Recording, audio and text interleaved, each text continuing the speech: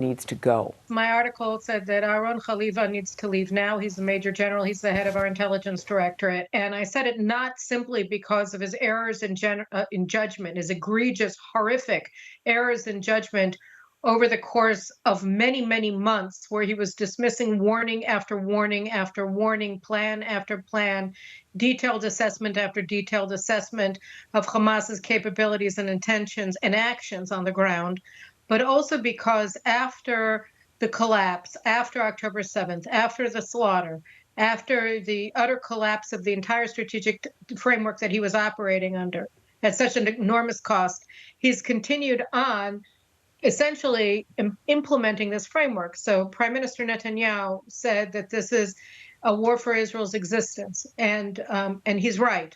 And Aaron Khalifa, who had been quiet since October 7th, suddenly came out in the first month of November, 3 days after Netanyahu gave this speech, and said, this is not a war for Israel's existence. It's an important war. We have to fight it. But it's not a war that's going to determine whether we survive or not. And that distinction is not a rhetorical distinction. It's not one person uses a higher or a more powerful adjective in his prose than another. It's if you think that this is not an existential struggle, that Israel's survival is not at stake, then you're going to be willing to cut corners. You're going to be willing to make a deal, to fight to a draw.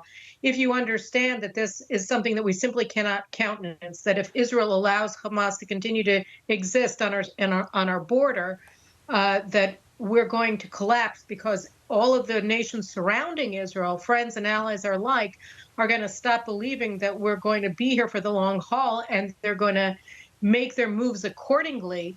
And therefore, this is an existential fight for Israel. We must win. If you don't think that's true, if you think that, well, we can cut corners, we can reach a deal with Hamas, we don't have to destroy it completely, we can abide by the Biden administration's demands for an early ceasefire or what have you, then you're actually standing in complete contravention of the elected leadership, and you're acting in contempt of that elected leadership, and therefore it's dangerous for you to remain in command. Did Israel get played by Hamas and its leader in Gaza, Yahya Sinwar? I think that yes. I mean, we were suckered by them, and again, you know, it's one of those things where they do certain things on the ground. They prepare, they train for the slaughter of October 7th, the invasion and the slaughter, and we saw it in broad daylight. They didn't hide it, but at the same time, what they did was they lulled us into a sense of complacency about their intentions, because they sat out a round of missile assaults on Israel earlier this year that was carried out, or last year, sorry, that was carried out by Islamic Jihad, which is their junior organization. Both of them are Iranian controlled, but Islamic Jihad is a wholly owned consortium of the Iranian Revolutionary Guard Corps. And so Islamic Jihad was the one that was in the front of the last missile assault against Israel, and Hamas took a back seat.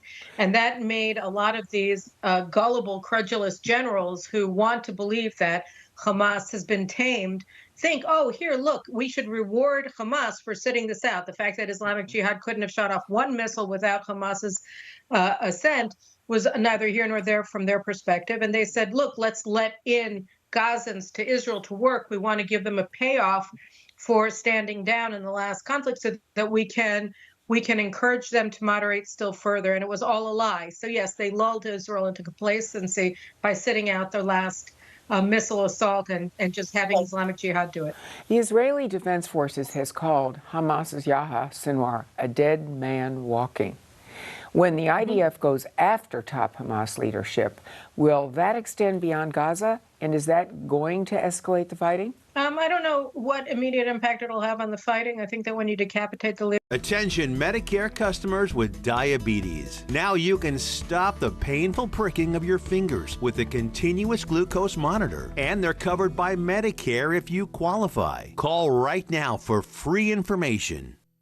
Whether because of discomfort, lack of mobility, your lifestyle, or occupation, you sit inactively way too many hours a day. Introducing Ellipse, the premium quality automatic seated exerciser that strengthens legs, increases mobility, and boosts circulation without physical strain or impact. It is so quiet that none of my coworkers even know I'm using it. Strengthen and tone your legs, increase your mobility, flexibility, and balance. Plus, stimulate healthy circulation. My joints feel better, my knees feel better, my back feels better. It makes me feel stronger too. Perfect for home therapy. Whisper quiet to use while you work. My circulation is moving, I'm burning calories, and it makes me feel energetic. Call now and order Ellipse, the seated exerciser that strengthens legs, increases mobility, and boosts circulation. Call and get upgraded to the Deluxe Bundle. Get the faster motor or 5 miles of steps per hour, the step counter, the sport mat, and wireless remote. Call now. Do you listen to the TV on high volume or have trouble hearing conversations? Then you would benefit from hearing aids. Don't waste thousands on expensive hearing aids when you can get MD Hearing's revolutionary Neo hearing aids for just $299 a pair. Don't be fooled by higher-priced hearing aids. The Neo is a true hearing aid, not an amplifier. With rechargeable technology many customers say is superior to more expensive models. Call now and get not one, but 2 Neo hearing aids for just $299. Plus, we'll add in a portable charging dock and ship your order absolutely free. The Neo is nearly invisible with its tiny in-the-ear canal design. And you can get 2 Neo hearing aids with a 45-day risk-free trial, free shipping, and free lifetime US-based support for only $299. So call now. 800-475-0698. Again, that's 800-475-0698. Have you ever felt leg pain, restlessness, cramps, tingling, swelling, numbness, itchiness, or coldness? Then you need the new, clinically proven Legzercise Pro, the natural circulation booster that uses continuous automatic leg movement to soothe pain and promote healthy circulation the natural drug-free way. After using Legzercise for a week, I felt like I wanted to go for a walk again without pain like I used to. Legzercise Pro's patented walking simulator propulsion technology moves your feet back and forth along its concave track, creating constant movement and flex at both the knee and ankle joints. It's like having a physical therapist right in your own home. It's helped with the swelling and the pain. The tingling feeling is gone. Call right now and order your very own Legzercise Pro, the clinically proven automatic leg mover that soothes pain and naturally promotes healthy circulation. Call now. Is your faith being weaponized? There's a dark force manipulating the Word of God. They're known by different names: Christian left, progressives, and woke Christianity. Don't be fooled. These fake Christians want to convert you. Woke Jesus has been written to expose this very real threat. You'll need this book to stop them before it's too late. Get your free copy today with our special offer. Call now or go online to order. Welcome back to Conversations. With us today, American-Israeli journalist and former foreign policy advisor to Prime Minister Benjamin Netanyahu, Carolyn Glick. Thanks again for joining us today, Carolyn. The media... Oh, thanks so much for having me. The legacy media in the U.S. refers to Israeli settlers as occupiers and has called them vigilantes, taking matters into their own hands, killing Palestinians. They use phrases like genocide in Gaza. How is the media painting an incomplete and incorrect picture for Western audiences? Well, thanks for that question. It's very important. We Jews have lived in the land of Israel, including in the areas that they claim are occupied areas for the past 3,000 years. It's true that from time to time we have been expelled from our land, but we always came back, and there's always been a Jewish presence here. Most of the Jews present in the land of Israel have been in ancient cities like Hebron and Tiberias and Shiloh and areas around the country. So the idea that this land is foreign to us is just incorrect. So I think it's both factually inaccurate. It's essentially trying to erase the historical record. of the Jewish attachment to our homeland and pretend it away and then invent another history which never happened of another people and claim that this land has been theirs from time immemorial. It's simply not true. And so they're really doing their viewers and their readers an incredible disservice, and they're also doing a disservice to history by just making up things that are lies, and it's insidious and it's dangerous. Let's talk about some of the other misrepresentations from the left. For example, the reference to Israel as a colonial power who practices apartheid. Can you please set the record straight? Sure. I mean, the Zionist movement was an anti-imperialist movement. It first ousted the Ottoman Empire from the land of Israel, helping the British in World War I, and then it ousted the British Empire from the land of Israel. It was the only anti-colonialist movement in the Middle East, and the Jewish National Liberation Movement is a Zionist movement. It's a movement for Jewish national liberation and national freedom. That's what it is. And so, you know, the idea that this could be a colonialist movement, the question is who sent us? And the answer is nobody. We came. We came because this is our home. And it was time to come home and reassert our sovereignty over our home. It's just insane. And as to apartheid, the only place where you have full civil rights and equality under the law for Arabs throughout the Middle East is in the state of Israel.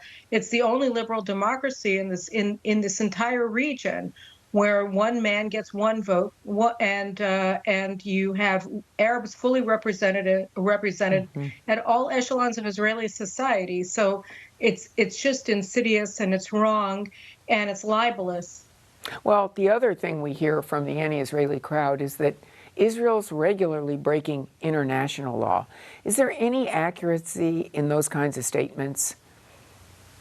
No, because what there is there's international law, as such as it is, which is actually more political than legal, but all the same, there are international laws that are implemented towards all nations in the world.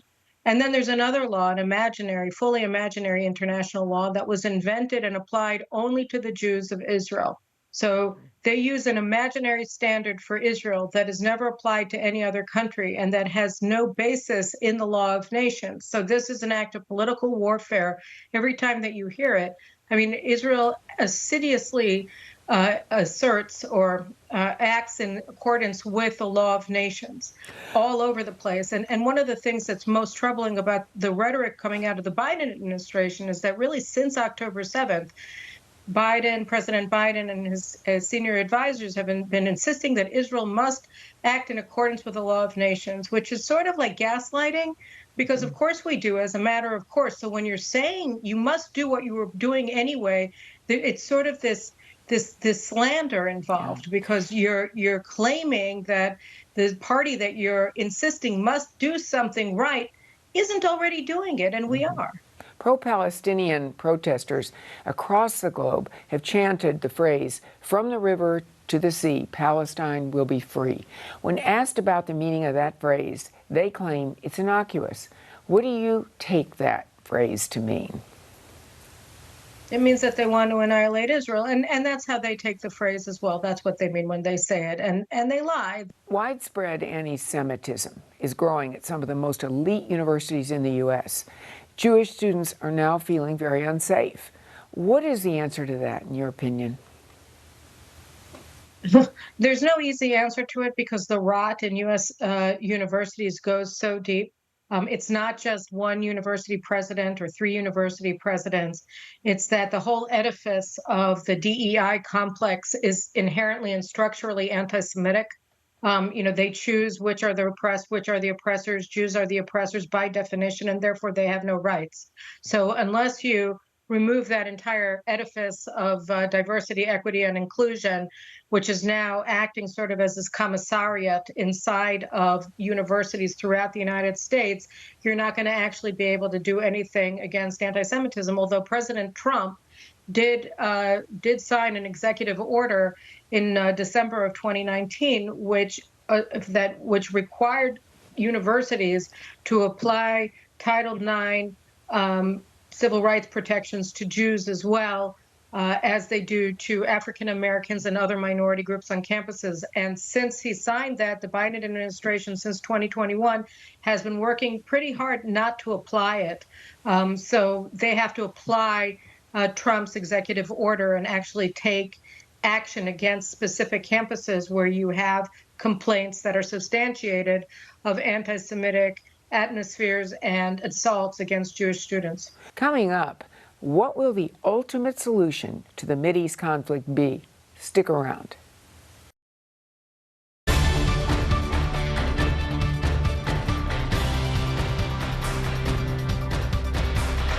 I believe that this nation should commit itself to achieving the goal before this decade is out of landing a man on the moon and returning him safely to the earth. This is where I plan to retire, but planning for that day is nerve-wracking. Everything is getting expensive. Inflation is the highest we've seen in 40 years. So, how do you protect your money, your retirement, your savings? Well, you know me, I like to call in the experts.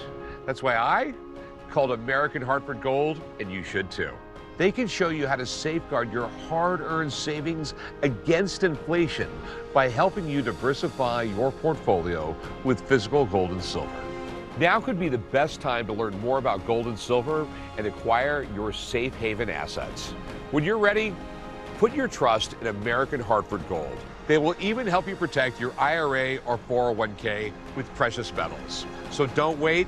Call them now. Call 866-821-7572 or text PROTECT to 998899. Protect your nest egg with gold and silver today.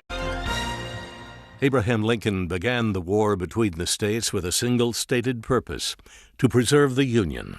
So it surprised everyone when in July of 1862, President Lincoln announced his intentions to issue an Emancipation Proclamation to free the Southern slaves. Lincoln was urged to delay his proclamation until the Union Army could boast a battlefield victory. That opportunity came at the Battle of Antietam, when Union forces drove Lee's army out of Maryland. 5 days later, on September 22, 1862, President Lincoln issued the preliminary Emancipation Proclamation, stating slaves in those areas still in rebellion within 100 days will be freed. This action made slavery the focus of the war and ultimately caused France and England to withdraw their support of the South. You're watching An American Moment on Newsmax TV. This right here is confidence in a bottle. It makes me feel so much more confident than I've ever felt. They are some of the hottest videos on social media. Those videos claiming to instantly get rid of bags under your eyes. Annette Figueroa is here to tell us why she says this one is for real. This one is for real, and I'm so excited. We even have a video, and all he uses is a small amount on a clean, dry face. And what it does is it tightens and lifts the appearance of bags underneath your eyes. And I did this to my father. We were at home, so we applied it to his under eye bags, and let me tell you, we were so excited. In under 10 minutes, they visibly disappeared from view, and now it is literally part of both of our daily routines. And not only does it work on the bags, it works on the appearance of crow's feet, fine lines, and wrinkles. At our $14.95 price, it's the best way to try Plexiderm and see it work after your first application. Call the number on your screen. Call 800-316-6394. Some breaking news. Famed political strategist Dick Morris says Donald Trump is running for president. Few people know President Trump better than Dick Morris. For years, Morris has served as his top advisor. Now, in his new bestseller, The Return, Dick reveals Trump's secret plan for 2024, his real reason for running, and his coming surprise announcement. Dick says Trump still faces 3 threats, but Biden can never be reelected. Newsmax calls The Return the only political book you need to read. It's already an Amazon #1 bestseller. If you want to see Trump's plan, Dick Morris shares it. Big media, big tech, and the deep state all want to stop Trump. But The Return shows they'll fail, and Trump will triumph. Get Dick Morris's The Return in bookstores everywhere, or see the free offer from Newsmax. Go online or call today. Stressed and fatigued? Brain feeling foggy? Don't have the energy you used to? It may be your liver. You must protect your body's most precious asset. Best-selling author and surgeon Dr. Russell Blaylock has developed natural solutions. His breakthrough new book, The Liver Cure, will help you boost energy, detoxify your body, clear brain fog, and reignite your metabolism. Improve your health and quality of life. Get The Liver Cure today.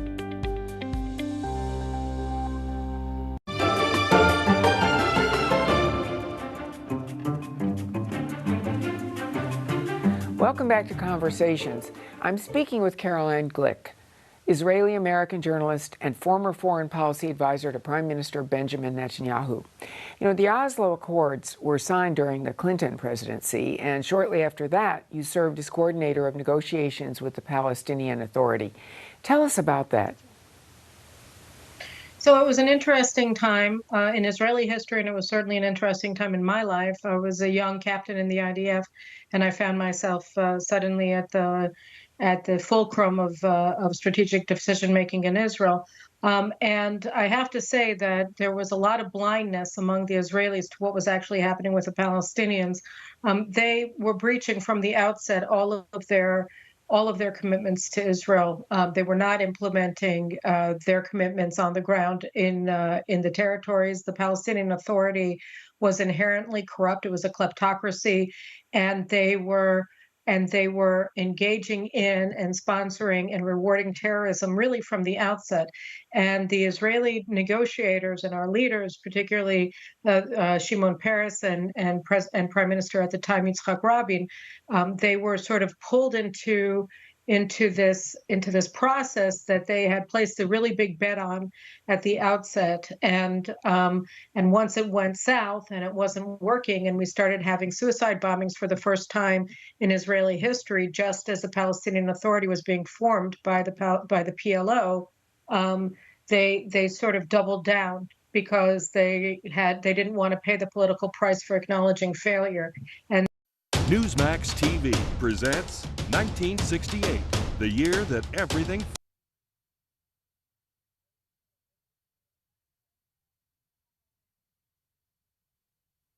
This special broadcast is brought to you by American Hartford Gold, America's leading precious metals dealer. This special broadcast is brought to you by American Hartford Gold, America's leading precious metals dealer. This special broadcast is brought to you by American Hartford Gold, America's leading precious metals dealer.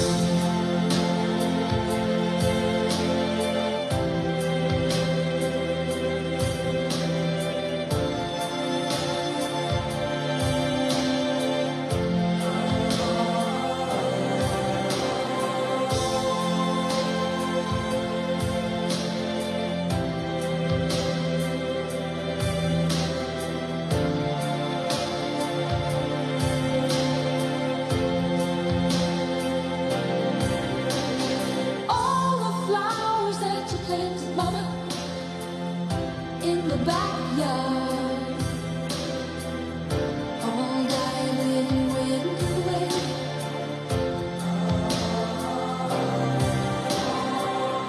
I know that living with your baby was sometimes hard, but I'm willing to give it another try.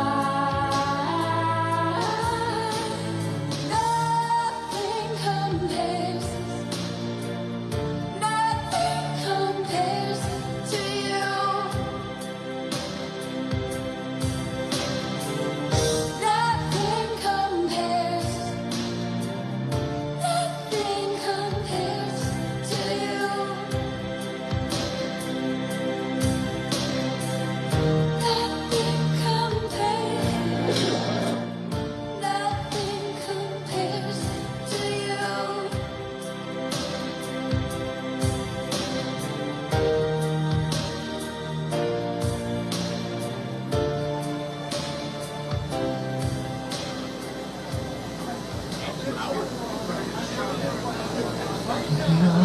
Nighttime sharpens, heightens each sensation. Darkness stirs and wakes imagination. Silently the senses abandon their defenses.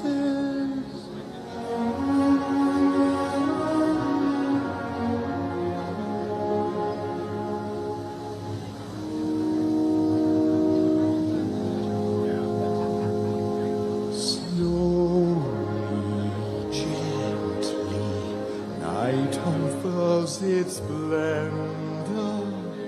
Grasp it, sense it, tremulous and tender. Turn your face away from the garish light of day. Turn your thoughts away from cold, unfeeling night, and listen to the music of the night. Close your eyes and surrender to your darkest dreams. Purge your thoughts of the life you knew before. Close your eyes, let your spirit start to soar.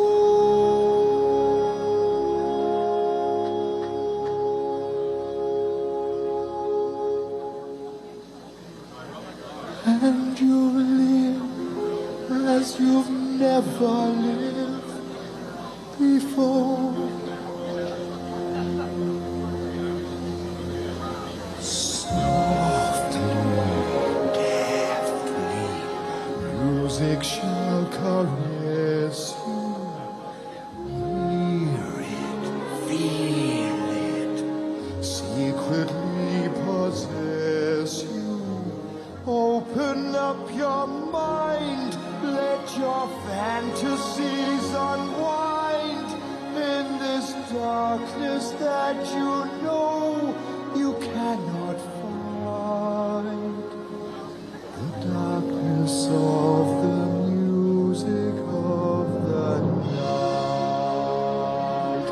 Let your mind start a journey through a strange new world. Leave all thoughts of the life you knew before.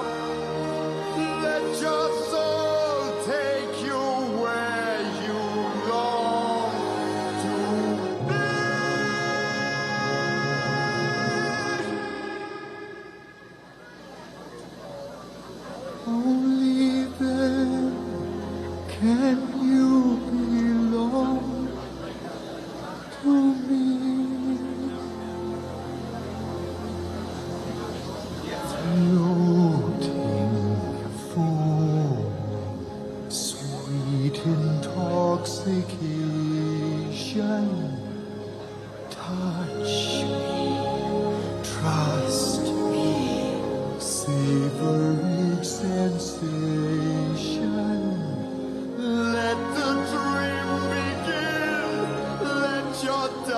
'cause I give in to the power of the music that I write.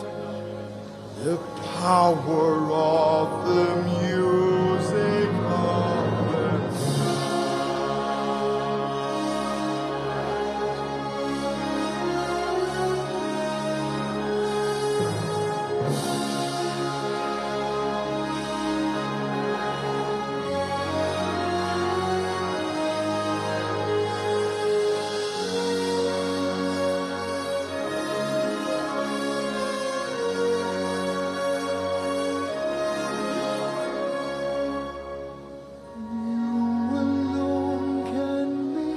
my song take flight.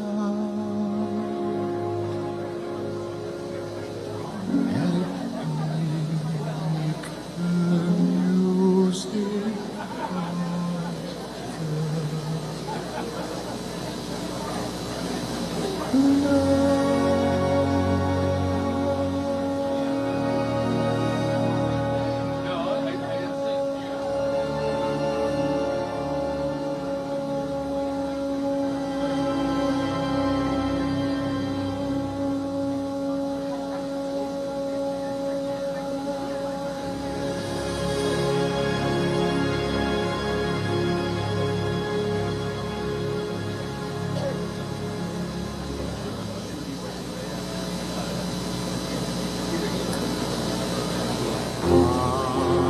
The point of no return, no backward glances.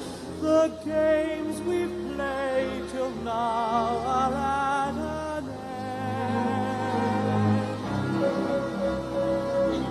Past all thought of if or when.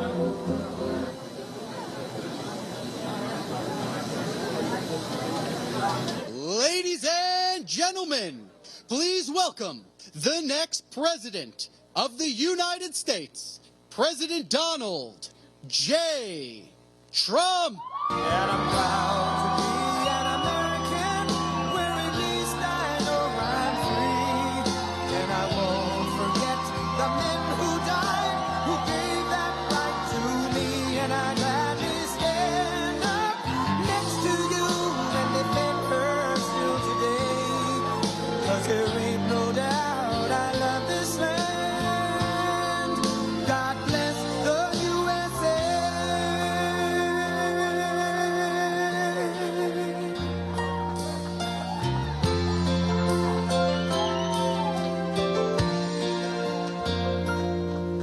From the lakes of Minnesota to the hills of Tennessee, across the plains of Texas, from sea to shining sea, from Detroit down to Houston and New York to LA, where there's pride in every American heart, and it's time we stand and say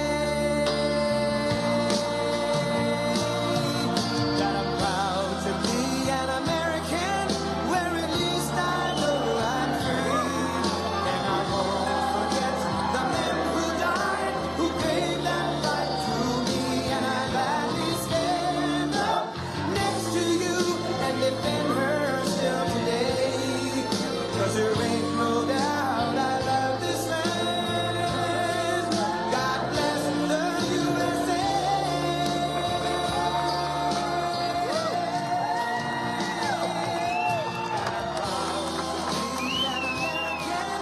Where at least I know I'm free. And I won't forget the men who died, who gave that right to me. And I gladly stand up next to you and defend her still today. 'Cause there ain't no doubt I love this land. God bless the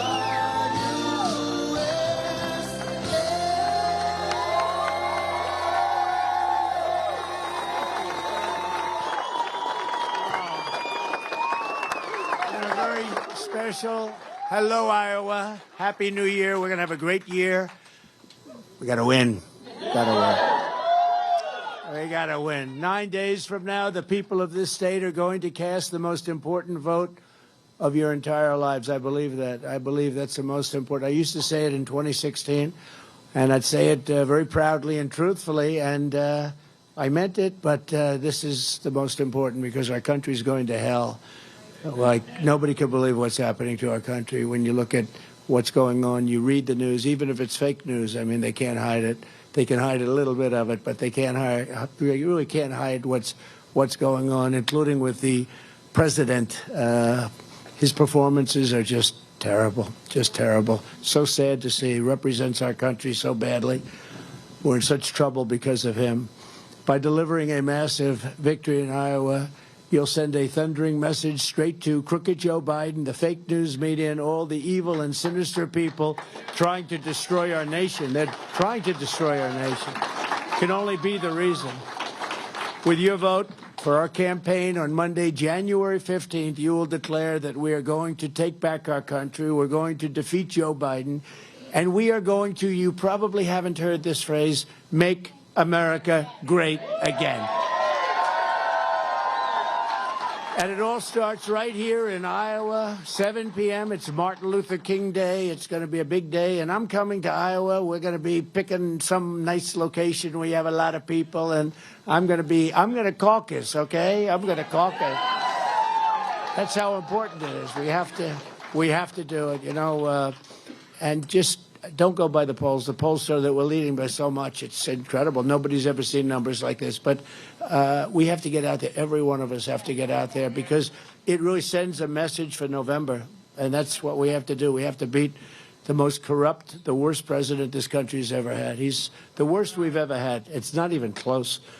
The happiest man around today is President Jimmy Carter, because his administration, by comparison, was brilliant. I would say his administration was brilliant compared to Biden. So don't stay home. If you want to save America, each and every one of you go out and vote. You got to get out and vote. If you're a first-time caucus goer, you can learn how to caucus, and I'm going to have to learn too, by the way. I haven't done this before, but they're going to teach me. I'm a quick study, and so are you. I think everybody in this room, at least 94% of you, are quick studies. The other, we accept their votes also, right? But you can learn how to caucus and find your caucus location, which is often different than where you normally vote. So you got to remember that at ia.donaldjtrump.com. So you'll get it and you'll figure it out, and we'll figure it out all very quickly. I'll be figuring it out with you. But we'll get at it. It's actually fun. You meet great people. It's something very nice about it, to be honest. It's, who knows, if you're not married, maybe you'll meet somebody, the love of your life. You'll say, he was the greatest president. I met the love of my life. I was caucusing, and I met some beautiful guy or some beautiful person, woman, and we're going to appreciate it. We got to win this election. We're delighted to be joined today by some really fantastic people right from the beginning. State Senators Charlie McClintock. Where's Charlie? Charlie, thank you very much. And you know the story with Brad. I've told it so many times, but I say it again. He was the first one in the nation to endorse me. He endorsed me before I knew I was running. He endorsed me like 3 months before I said I'm running. And I kept saying, who's that guy, that senator from Iowa? Who is he? Who is he? And they say his name's Brad Zahn, and he really likes you a lot. And he was a little earlier than me, but that's okay. And he was actually first in the country. Where is Brad? Where is Brad? He's around here someplace. Thank you, Brad. Thank you. We love Brad. Remember that name. I call him the Marlboro Man. I call him the Marlboro. Come here. Say something, Brad. Well, it's a really easy decision to make.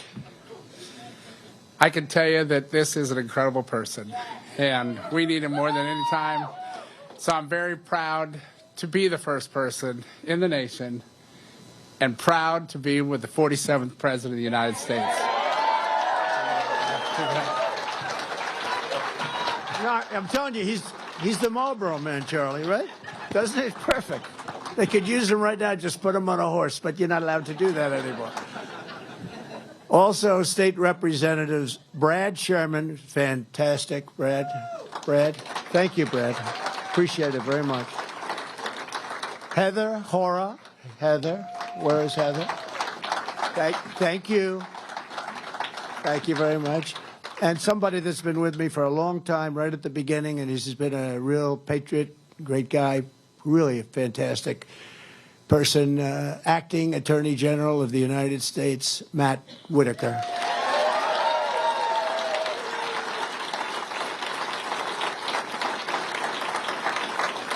He's been a really great friend, Matt. He goes to so many events and so many, and he had a tragic event happen, I have to say, and that special person is up there looking down on you right now. You know that, okay?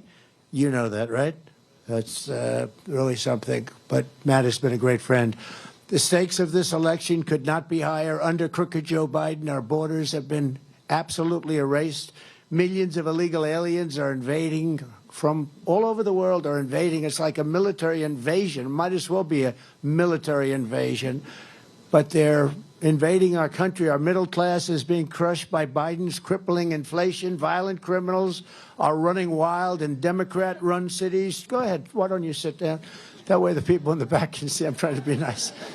Thank you. We got to be. It's a great honor. Usually what happens is they sit down, and then about a minute later they stand up again anyway. And it's okay. I consider it an honor. I appreciate it. Violent criminals are running wild in our Democrat-run cities while law enforcement has been weaponized against Christians and conservatives and people of faith like never before. We've never seen anything like this before. You know, this guy goes around and says, I'm a threat to democracy. No, he's a threat because he's incompetent. He's a threat to democracy. You know, you can be grossly incompetent and be a threat to democracy because he's got us into wars. We're in wars now. You look at the Middle East. Look at what happened in Ukraine. That would have never happened. These things would have never happened. Inflation would have never happened. The attack on Israel would never happen. The attack on Ukraine would never have. All these things would never have happened. Millions of people would be alive right now. Millions of people. Cities wouldn't be decimated, knocked down. You look at Ukraine with those towers, those gorgeous towers, ancient towers. They're all dead, gone. Can never be rebuilt. So many millions of, I think, the numbers are much bigger than what you're hearing. They knocked down an apartment house. These are big buildings, too. It's shocking how big they are. And they say 2 people were injured. No, people were killed. A lot of people were killed. The numbers are much bigger than you hear. It should have never happened. Most of the stuff, almost all of it. I can't think of anything that would have happened. We would have stopped all of it. And we did. And we had no inflation. Now you have inflation that's so bad, the worst, probably the worst we've ever had. China is threatening Taiwan. That'll be next. Iran is inches away from a nuclear bomb. When I was with Iran, they were broke. They were broke.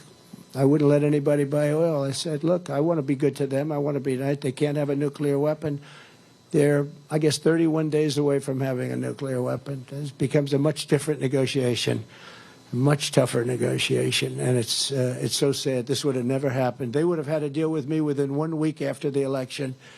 But that's the way it goes. We did great in that election. We got millions and millions more votes in that election than we did in 2016. Millions. We did much better than we did in 2016. I was told by the great John McLaughlin, who's around here someplace. I said, is John McLaughlin here? John McLaughlin, the great pollster, who's fantastic, and other pollsters said that there's no way if you get 63 million votes, the same as we got in 2016, there's no way you could be beat, and we beat it by millions. We got the most votes of any sitting president in history, and they say you lost by a whisker, just by a little bit. These people. But you know what? This will be the biggest event in the history of our country. We have to win this, but this will be much bigger than if we did it the more traditional way. And I think we're going to do it. I've never seen spirit like this. We didn't have this spirit in 2020 or 2016, and we had a lot of spirit. We had more spirit than anyone's ever seen, but it's not like it is now, including Iowa. You watch. You got to get out and vote. You got to get out and vote. And if you do, you'll see numbers as big as the numbers are being projected. Until you'll see numbers that are much bigger than that. For instance, Nikki Haley, give me a break. I know her well. I will never run against our president, she said. I will never, ever. He is a great president. I will not run. This went on for like 2 years. Then one day she's making a speech. I said, oh, that's nice. Ladies and gentlemen, I've decided to run. What's going on? What's wrong? And DeSantis was worse because he was dead until I endorsed him. And then he went up like a rocket ship and he won. And then I helped him get through the general election.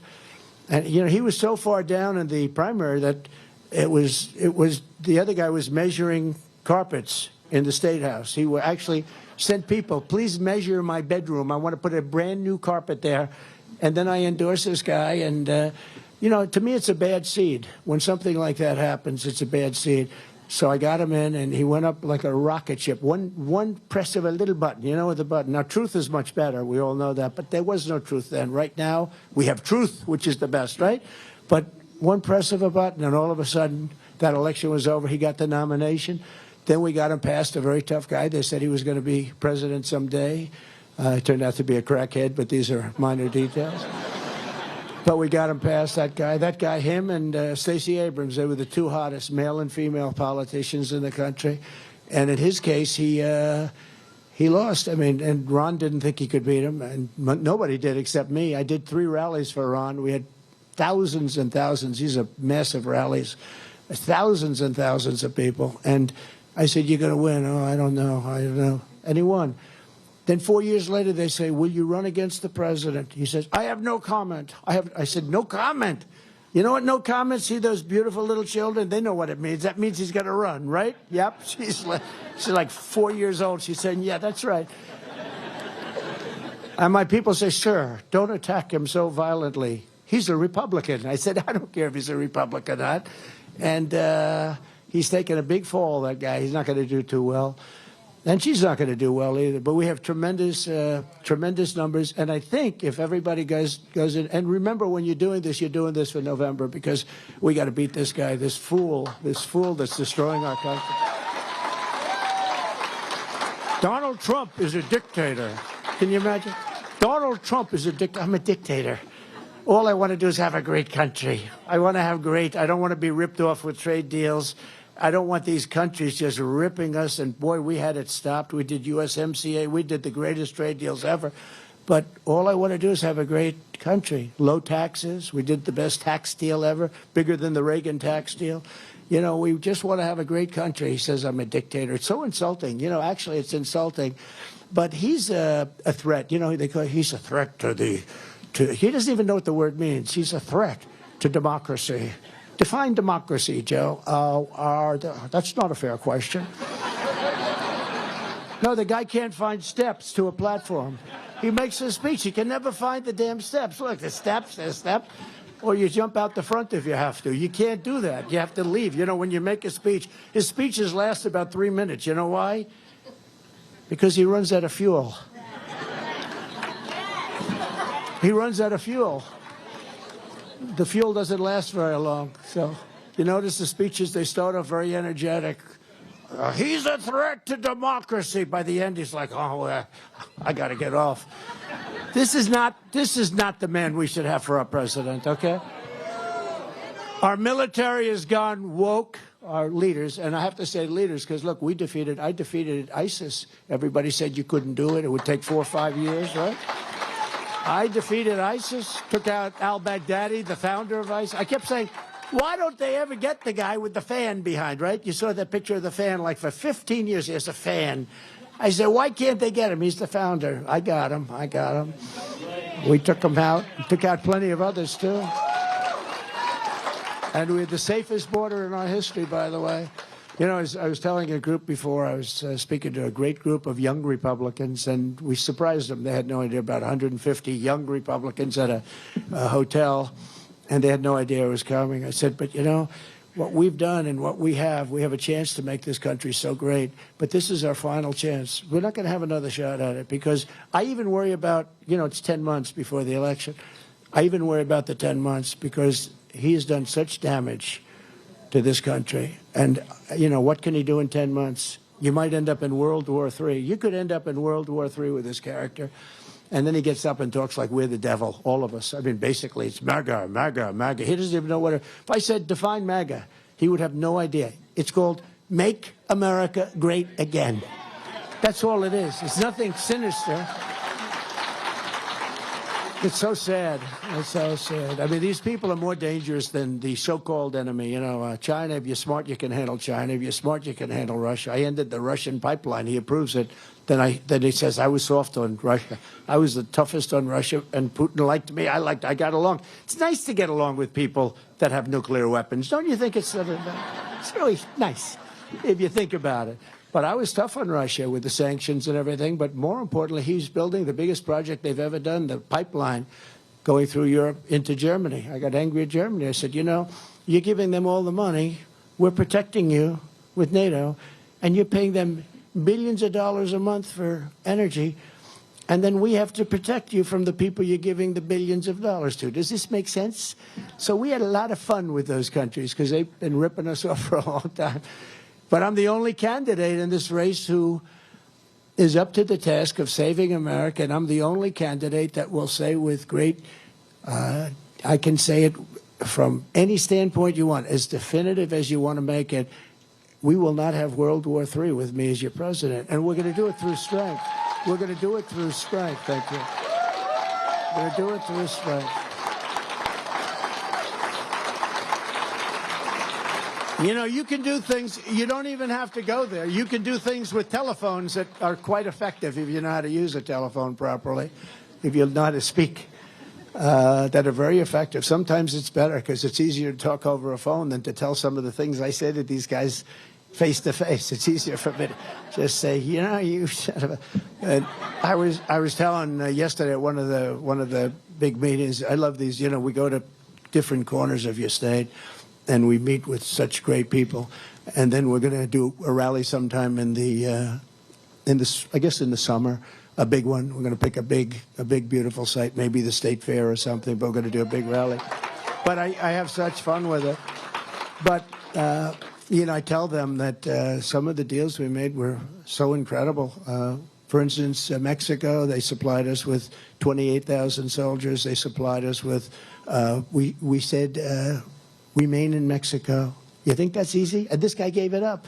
Remain in Mexico. They were remaining in our country. In other words, they come in, we leave them in. I said, no, I don't want them in our country until they get approved because they're from mental institutions, they're drug dealers, they're criminals from jails. We have people coming into our country now that we've never allowed people like this into our country, and we don't do anything about it. But Mexico said, no, we're not going to give you soldiers. I said, yes, you are. Yes, you are. No, no, sir, we will not do that. We will not do it. And I like the president of Mexico a lot. I think he's great. He's a socialist. But can't have everything, right? Tell those kids. Can't get everything. But he and I have a great relationship. But I said, listen, you have to do it. Anyway, he sent his representative, a handsome guy, to see me in Washington. And I was meeting with him. And I had from the State Department a woman who handled Mexico. A very nice woman, but not a good negotiator, frankly. She said, sir, I've been trying to get this for 21 years. They'll never do it. I said, well, I'm going to get it. So I asked Tom Homan. I asked a couple of the top people, really great people in Border Patrol. We have phenomenal people in ICE and Border Patrol. They're not appreciated like they should be. They're incredible. They're incredible. Brad. We have, Brandon Judd is fantastic. I know so many of those guys are so fantastic. They want to do their job. You know, it's funny. It'd be a lot easier just to do what they do. Just let them come in. Let them come in. They're not doing anything. They're doing paperwork now. They have them sitting, and people are just flowing in by the millions. They have now a caravan. I came up with that name. They won't say that, by the way. The fake news is back there. You got a lot of fake news back there. That's a lot of fake news. But the caravan, we have a caravan, the biggest one we've ever seen. Thousands and thousands of people just pouring right into our country. It is so sick and so sad. What's happening to our country is so sad. But I said to the gentleman comes up, great representative, I said, we need 28,000 soldiers for our border. No, I'm not going to do that, sir. And I said, you are, you 100%. No, I'm not. He was confused because I kept telling him he was going to do it. Nobody had ever told him that before. He said, no, we won't do that, sir. I have no authorization to do that. I said, then you'll get it quickly, but you're going to do it 100%. He said, no, I'm not going to do it, sir. I said, you're going to do it. And also, I want it to remain in Mexico. In other words, we want a policy called remain in Mexico, not remain in the United States, and then nothing ever happens. And then we want another one, catch and release in Mexico. You know, we catch and release criminals, and we have them released into the United States and come back for your court case in 4 years. And only very, very stupid people come back because there is no court case, you know, there's no court case. So it's catch and release in Mexico and another 7 or 8 items that are impossible to get. So this guy keeps saying, no, we will not do that. We will not do that. And the person from the State Department, she was really good, but she said, sir, they're just not going to do it. I said, 100% they're going to do it. So at the end, I said, here's why you're going to do it. Because I have papers right in front of me and I'm signing. It was a Friday evening, late, like 4 o'clock, 4:30. Biden was sleeping. He was younger then. Biden was at his home in Delaware or wherever they may be, sleeping on top of the boxes that he shouldn't have taken out, right? See, I had the Presidential Records Act. I was allowed to take them out. He wasn't. He was not allowed to take the boxes out, but he sleeps on top. You know, he had his Corvette parked on top of him, right? He thinks the Corvette was such a great car. I wonder who gave him the Corvette, which country gave him the Corvette, right? But I said to him, no, you're going to do it because on Monday morning at 7 o'clock, I'm signing it right now, we're going to put a 25% tariff on every single thing that Mexico sends into this country, including all the cars that you stole out. You know, they stole about 32% of our... Did you know that? They stole 32% over the years of our car manufacturing business. And then the unions, the people in the unions are voting for me. But you can't get the heads of, they're so wedded to the Democrats. I don't know, they have wonderful dinners together or something. It's so crazy. But they stole from the United Auto Workers about 32% of our car making. So they're a massive car manufacturer. They send the cars in. So I said on Monday morning, 7 o'clock, you have a 25% tariff on every single thing that you produce coming into this country, which is massive. That's far more than building the wall. And we're talking about, you know, remember Mexico's going to pay for it. Mexico paid for much more than that. There was no legal mechanism to get that, but there is a legal mechanism for them to put their soldiers all over the place and all these other things, which is actually much more money. So I said, it's going to be signed. I'm signing it now. At 7 o'clock, you pay 25% tariff or tax. You could call it whatever you want, very similar. And that takes place 7 o'clock on Monday morning. And you can call your president and tell him or not. Sir, may I be dismissed for just a short while? I would like to make that call. He comes back like at about 4 minutes. Sir, we would be proud to give you 28,000 soldiers. It would be a great honor. And we would be proud to have remain in Mexico. We would be proud. We would love to have. Do you ever see Tijuana? Tijuana had like 200,000 people in Tijuana. And nothing on the other side of the wall, because as I built the wall, it became very safe. That wall was great. Wouldn't have been my design choice, but that's what the Border Patrol wanted. They wanted steel. They wanted rail so you could see through. I wanted to put beautiful concrete plank. Very nice. But they didn't want that because you do, you know, ideally you want to be able to see through. But they also need it because they have acids that can melt concrete. Do you believe this? These guys have everything. And steel is much tougher for them. So they wanted steel, they wanted concrete inside, 5,000-pound concrete inside, and then they wanted rebar. I said, I understand, it's tough. You know, you have all these different substances you have to go through. You can cut the steel, but then you can't cut the concrete. And we built them the wall. The panel on top is a no-climb panel. It's a stop climb. In other words, I didn't like it. I said, I don't like the panel on top, visually. They said, sir, that's an anti-climb provision. That makes it very hard for them to climb over the top. I said, okay, well, we'll put it in. I did everything they wanted, and we built. And wherever we had the wall, it just stopped. But then as you build the wall, it goes like this. They go like water. So it kept going further, and we ended up building a tremendous amount. And then we were going to put up. This is when I got wise to them. I couldn't believe it because I thought it was just political talk. We built over 500 miles of wall, and I ordered 200 more miles because as you build it, it gets longer. They go around it. And when they came in after the terrible, terrible tragedy of that election, that was a tragedy. That was a tragedy. Look what's happened. So many people are dead now that wouldn't be dead. But you look at that tragedy. But so many, what's happened is we had all of this wall sitting there, very expensive, sitting on the ground, ready to be flipped up. It could have been done in a 3-week period, and they say, we don't want to do it. I said, that's strange. That means they actually were serious that they want to have open borders. That's the first time I really believed it. And now you see the result. Millions and millions of people. Last quarter, 300,000. That's larger than probably almost all of your cities in your state. 300,000 people over actually a 2-month period, less. A 2-month period, 300,000 people poured into our country. And nobody knows, most people have never even heard of the countries from where they came, all over Africa, all over Asia. They come from different parts of Europe. They come from the Middle East, a lot of people coming from the Middle East. And a lot of these people are young, strong men, military age. Isn't that shocking? We had 27,000 people, the last report, 27,000 people coming in from China between the ages of 20 and 25. That sounds a little suspicious, doesn't it? What this guy has done to this country, you have no idea. It's just horrible. And then he says that I'm bad for democracy. He's bad for democracy for another reason. He's incompetent. And when you're incompetent, you're bad for democracy. You're very bad for democracy. Since 2016, you and I have been in this battle side by side, and it's been a lot of the same people. I recognize the faces so well. Taking on the entire corrupt system in Washington like no one has ever done before. You know, this movement that we're all a part of very proudly, it's your movement more than mine, but this movement is the biggest movement in the history of our country by far. You know, you look at a politician and every once in a while they'll go to Iowa, they'll go to New Hampshire. By the way, I kept you first in the nation.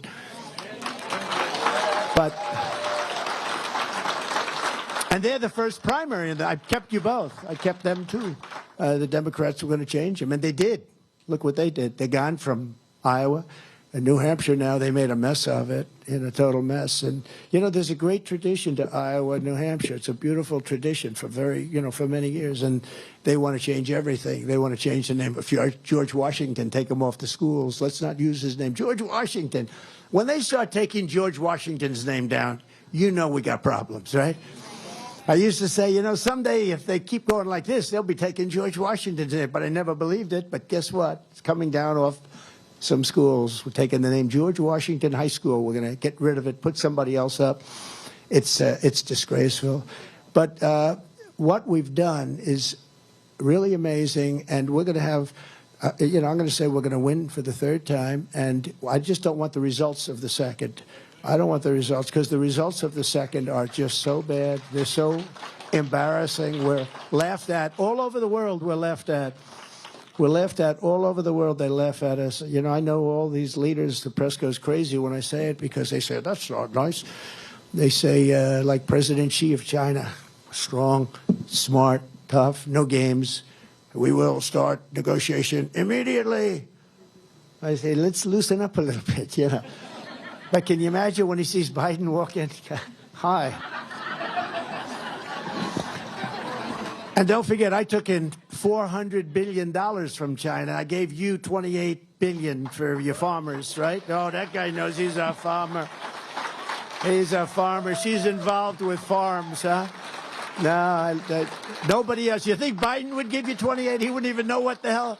He actually is very anti-farm, if you want to know the truth. But we don't have to worry about him too much here, because we beat him badly last time. You know, in the history of elections, nobody has ever won Florida, Ohio, and Iowa and lost the election, except me. Okay, it was a rigged election. Nobody has ever done it. In fact, if you win Florida and Ohio, it's over. But when you add Iowa, nobody's even come close. And I won all 3 in landslides. Florida in a landslide. I won Ohio in a landslide. And I won here in a landslide. But nobody's ever won that combination. And there are about 20 other, you know, statistical nightmares that I could give you, like the number of counties and the number of this, number of that throughout the country. It's really disgraceful. Such a bad thing happened. But together we stood up to the failed establishment. We stood up to the corrupt media, and we still are. You know, we have to justify it. they say, oh, he's a conspiracy theorist because he mentioned that the 3 states that we just said, he mentioned that those states that nobody ever went. That's a conspiracy there because they're so bad for our country. If they're all dead anyway. I mean, nobody's listening to them or reading them. When I came in 2015, because I actually started in 2015, I think they had a 96% approval rating, and now they have an approval rating that's lower than Congress. Can you believe that? They're in the low teens. No, the fake news media, the fake news is in the low teens now. And actually, I'm very proud of it because we have to let the public know. For years, nobody exposed them until I came along. Nobody exposed. Who ever talked about fake news, right? Look, they're even shaking their heads. You're right. Because a lot of them actually agree with us, but they can't write it. They're editors and the owners of those stupid owners that own that junk.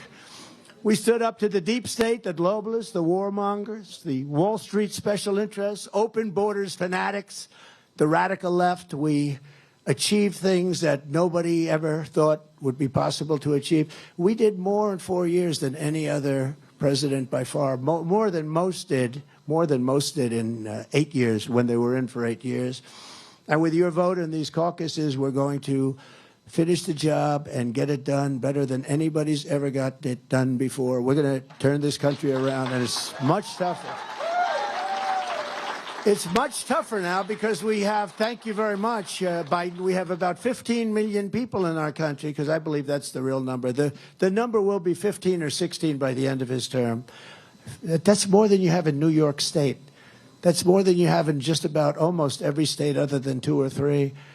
And they came in, and people that should not be here, people that they didn't want. You know, if you do a poll and you look at jails throughout the world, not just Honduras and Guatemala and, you know, Mexico, different places near us, around us, surrounding us. If you look at polls and study a poll, don't worry about the phone. I don't mind. He's in a panic to get his phone off. Oh, well. And I know exactly. I know the feeling happens. The phone goes off and he's going crazy. That means he's a good person, but he still can't find his phone. So but if you look, it's the numbers and the statistics are just so amazing. You look at what's going on and you look at what they've done to damage our country. It's not even believable that they can allow this to happen. When you see the scenes, it's not believable that they can allow it to happen. And you don't have to look at much. And the one good thing is the fake news wasn't covering the invasion at all. And just like they barely covered Afghanistan. You know, Afghanistan came and went in like 2 days. They don't talk about it. You never see it on. It's the most embarrassing moment in the history of our country. Really a horrible, horrible thing took place. And it was gone very quickly from the news. Other than, you know, some of the conservative news, they still cover it a little bit. But I think it was the worst day. I think it also created a lot of problems like Russia going in. I think when Putin looked at the incompetence of the job they did, would have never happened with me. We were getting out also, but we were getting out with strength and with dignity. And we were taking our equipment, and we wouldn't have had 13 dead soldiers, and we wouldn't have had 38 people that were obliterated with no arms and no legs. But together we fought long and hard to rescue the Republican Party from the likes of Mitt Romney. How do we have that guy? He's worse than a rhino. I think rhinos are good compared to Mitt Romney. He's the worst. Karl Rove, Paul Ryan. How about Paul Ryan? How bad was he? And now he works at Fox. You know, he's on the board of Fox. So what's that all about, right? Wonderful. That's probably what happened to Fox. And there's no chance we're going to let them claw their way back into the power of our party. We don't want them in our party because they've hurt our party. And frankly, we don't love the job that Ron DeSanctimonious has done, or Nikki Haley, or even worse when you look, and this is the one we just cannot play games. We got to get rid of crooked Joe Biden. The most corrupt, the most incompetent, and the worst president in the history of our country. And, you know, I have to say this because it's so tough. The language is so tough. But they did something to me that was unthinkable. They indicted me because I fought against a corrupt election. I got indicted. And I'm in all these really highly Democrat areas with, radical left, Soros-backed prosecutors. I got areas where, Republicans get 2% of the vote. Washington, D.C., I'm going to close up Washington. We're going to federalize it. You can't walk down the street in Washington now. It was a great place when I was there. You can't walk down the street. You get shot. 3 people were shot the other night, killed. Walking down the street. They were tourists. People don't go there anymore. It's our nation's capital. And it's so sad to see. But when you look at, what's happened, when you look at what they've allowed people to get away with, how they're destroying the fabric of our country in every way. But Washington, D.C., we're going to federalize it, take it over, make it safe, and make it beautiful. Take all the graffiti off those beautiful marble columns. You see these gorgeous marble columns, and then you see a swastika on the marble column. And we're going to get rid of all of that stuff, and we're going to take it over, and we're going to have a capital that's going to be just incredible, as it should be. And some people are, people that are against that don't love our country very much. But you can't walk down the street anymore. People that work there are afraid to stay there anymore. Our country is dying, and there's no time to waste for your vote. You have to get rid of these establishment career politicians that have sold you down the river. We have great people. By the way, we also have great people in Washington. We have great people in our military. Took out ISIS in 4 months. We have great people. I met some warrior generals they could beat anyone. The people that took out ISIS were unbelievable. Raisin Cane, you know that story, right? General Raisin Cane. We love Raisin Cane, but I said, what's your name? Cane, sir. Oh, what's your first name? Well, they called me Raisin. I said, wait a minute. Your name is Raisin Cane. I love you, General. That's what I'm looking for. I'm not looking for these stiffs that you see on television. Oh, I'm so ashamed. I walked down to the church with the president, and he held the Bible. They attacked that church. That church was on fire the day before. And it got very lucky. We authorized it. They built a fireproof. The area of that church was built along with the White House. And it's amazing. 2 weeks before that, they completed the job of fireproofing the basement of the church. They started a fire in the basement, and it didn't spread because of the fireproofing. But it got very badly damaged. But it didn't spread because she's laughing. It's true, right? And it was sort of luck, I guess. But I went down. I held the Bible high. And Millie said, "Oh, I shouldn't have walked with the." No, he should have walked with the president. He should have been proud to walk with the president. That was the end of him. And the other thing, I love studying if you take a look, the wars, I don't know what it is. The Civil War was so fascinating, so horrible. It was so horrible, but so fascinating. It was, I don't know, it was just different. I just find it, I'm so attracted to seeing it. So many mistakes were made. See, there was something I think could have been negotiated, to be honest with you. I think you could have negotiated that. All the people died. So many people died. That was the disaster. If you got hit by a bullet in the leg, you were essentially going to die or lose the leg. That's why you had so many people, no legs, no arms. If you got hit in the arm or the leg, it meant you were up because the infection, gangrene. It was just such a, sort of a horrible time. But I was thinking to myself, because I was reading something, and I said, this is something that could have been negotiated. It was just for all those people to die, and they died viciously. That was a vicious war. And in many ways, look, there's nothing nice about it. But boy, that was a tough one for our country. But I think it's, Abraham Lincoln. Of course, if he negotiated it, you probably wouldn't even know who Abraham Lincoln was. He would have been president, but he would have been president. He wouldn't have been the Abraham Lincoln. Would have been different, but that would have been okay. It would have been a thing that, and I know it very well. I know the whole process that they went through, and they just couldn't get along. And that would have been something that could have been negotiated, and they wouldn't have had that problem. But it was a hell of a time. And you think of it today, I would have absolutely stopped Putin. He would have never gone in. And he didn't. For 4 years he didn't. There was never even a thought of it going in. And that was the apple of his eye. He would tell me. We would talk. That was the apple of his eye. But there was no way he was going to go in. I told him, you can't go in. You go in, bad things are going to happen. And he would have never gone in. Plus oil prices were so low that he wasn't going to be able to go in and wouldn't have been able to afford it. As soon as I got out, oil spiked up to $100 a barrel. And all of a sudden, he's making a fortune, and he saw the incompetence of Afghanistan, and he said, wow, these people are incompetent. I guess I'll go in. Unlike every other candidate in this race with me, you know in your heart, and you'll always know that I will put America first, and with God's help, we will get this job done better than ever before.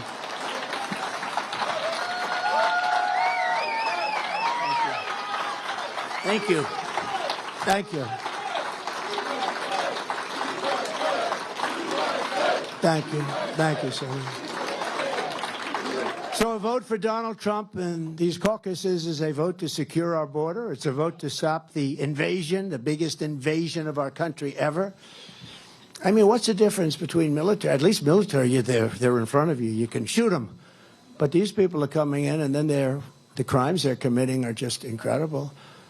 Many of them are very sick, and that gets caught by our people. They're very sick. They're letting people, we had that too, remember? Our great title, we called it title. We just called it title. But it didn't allow people that were sick to come in and infect our people. And now everybody can just pour into our country. It's a vote to rescue our economy, and it's a vote to reclaim our democracy from crooked Joe Biden and the entire criminal class in our nation's capital. They are criminals. And I was going to say before, when they indicted me, I spoke differently about him. I respect the office of the presidency tremendously.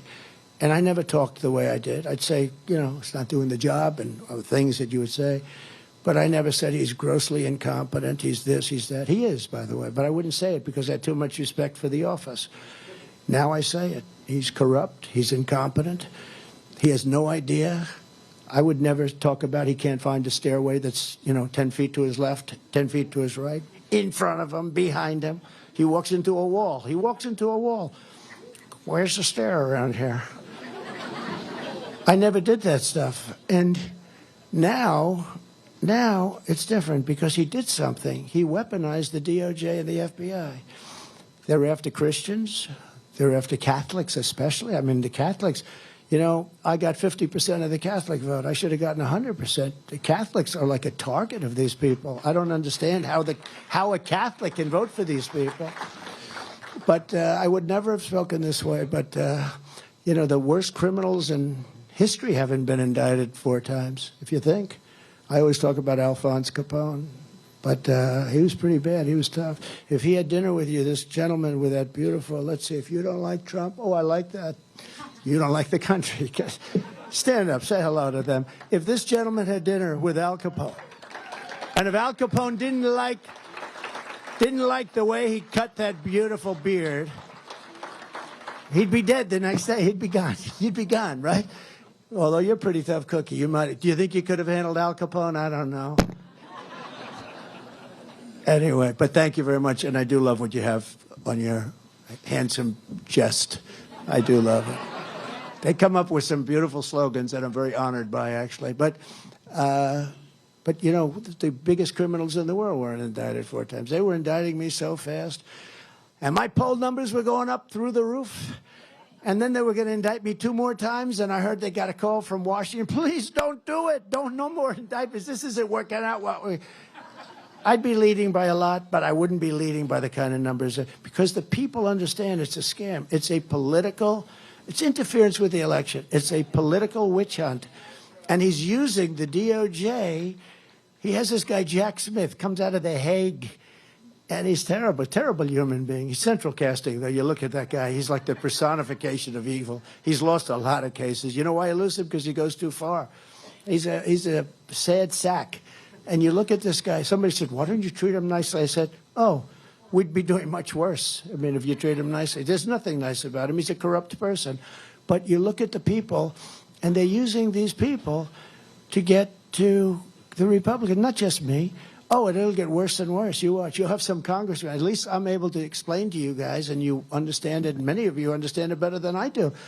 But you'll have some congressmen get a subpoena from the federal government to show up before a grand jury, and the word gets out, he's destroyed. He can't, even if he's totally innocent. But they'll go after our congressmen. They'll go after our senators. That's what they're doing. They've weaponized government like never before. And the only thing I can say is, you know, there's a 5 or 6, depending on your definition, depending on who you're asking, but there's a statute of limitations. I mean, what they have is a very dangerous thing. What they're doing is a very dangerous thing. But I would have never, until this happened, in fact, nobody thought J6 was even a possibility. If you read the stuff about, you know, that fake committee with the 2 Republicans kissing, crying, remember crying, kissing her? But, and Liz Cheney. I mean, she has a major case of Trump derangement syndrome. I watch her on television. She's shaking. I get scared. I mean, I did knock her out of office. You know, she lost by the largest margin in history for a congressperson. Did you know that? Because any congressman doing that, congressman or woman doing that badly would drop out of the race long before the race. So they never got to see, because I'm sure there were people that were as unpopular, probably can't be many. But she lost by, I think, 40%. It's the biggest, did you know that? The biggest margin ever lost in the history of our country. And then I see her on CNN and MS. MS is worse than CNN. MSDNC. She goes, oh, my Lord. Am I right about that? It's the worst. Oh, they want to string you up. They are the most evil, and they're dishonest as hell, but they are really evil. They're bad. These are bad people.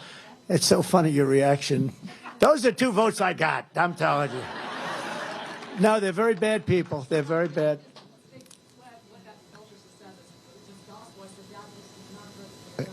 No. Well, it's not, but it's a shame. You know, I'll give you an example. I have a son, Don, who's a very good guy, and he's become hardened, very hardened, because he went down to Washington and he wanted to help and, you know, help like negotiate some deals for the country with Mexico, with Canada. Love to gets involved in Russia. He had nothing to do with Russia. Now think of it. Just put yourselves, you have a son, you love your son, you know, you love your kids. I had my son go down and he wants to help the country. He didn't want money, he didn't want anything, just wants to help the country. Same thing with Eric. How about Ivanka? Ivanka just wanted to help people get jobs. I said, I'll put you in the United Nations and you'll be ambassador and you will be better than anybody that's ever been there, 10 times better than Nikki Haley was. Ivanka would be the star of all stars. She said, Dad, I don't want to do that. I want to keep doing what I'm doing. You know what she did? She went around to see companies to get people jobs, get Walmart, to hire people. And hundreds of thousands of people were hired because of her. It's sort of not glamorous. The other would have been very glamorous, would have been so perfect for her. She would have owned the world, okay? If I put her there, she would have been so perfect for that job. We would have had everybody, because she's great, smart. She got the whole package. But she wanted to help people, and they would go after her. It's just so sad. But they went after Don. So think of this. Don spent many hours in a federal grand jury and before Congress and all the different things. And Adam Shifty Schiff, bad guy, no dummy. These are not dumb people. But Adam Shifty Schiff would come out of a meeting that's supposed to be secret. He'd have a lot of press there because they're talking about us. I'll never forget it, because Russia turned out to be a hoax that they now all admit. It's now admitted. Times, they all admit it. It was a hoax. It was a made-up, fictional thing.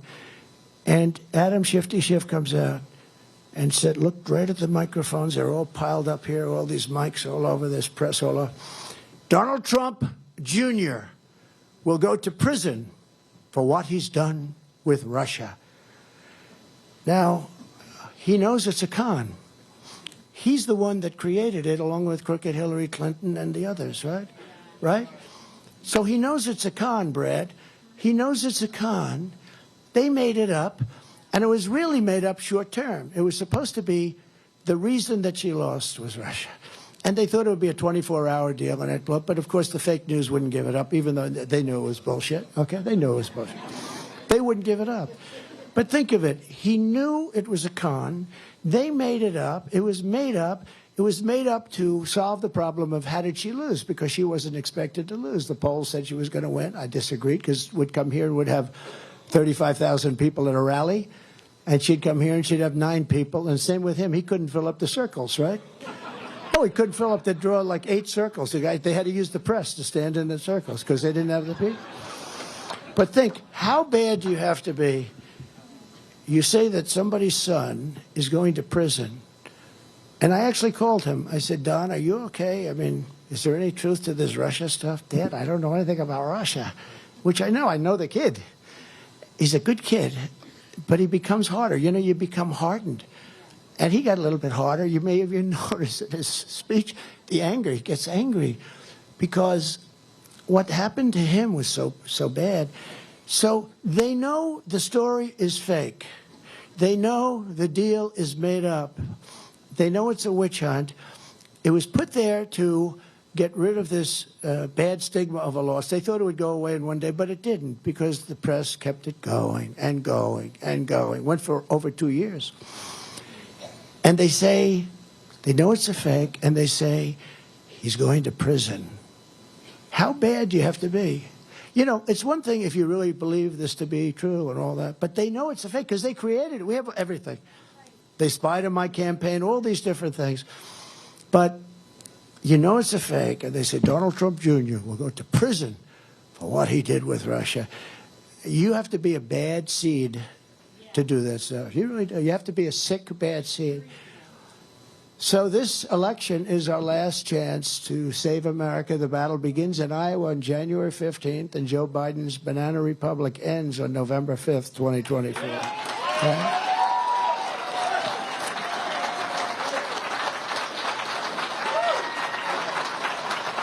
Never told that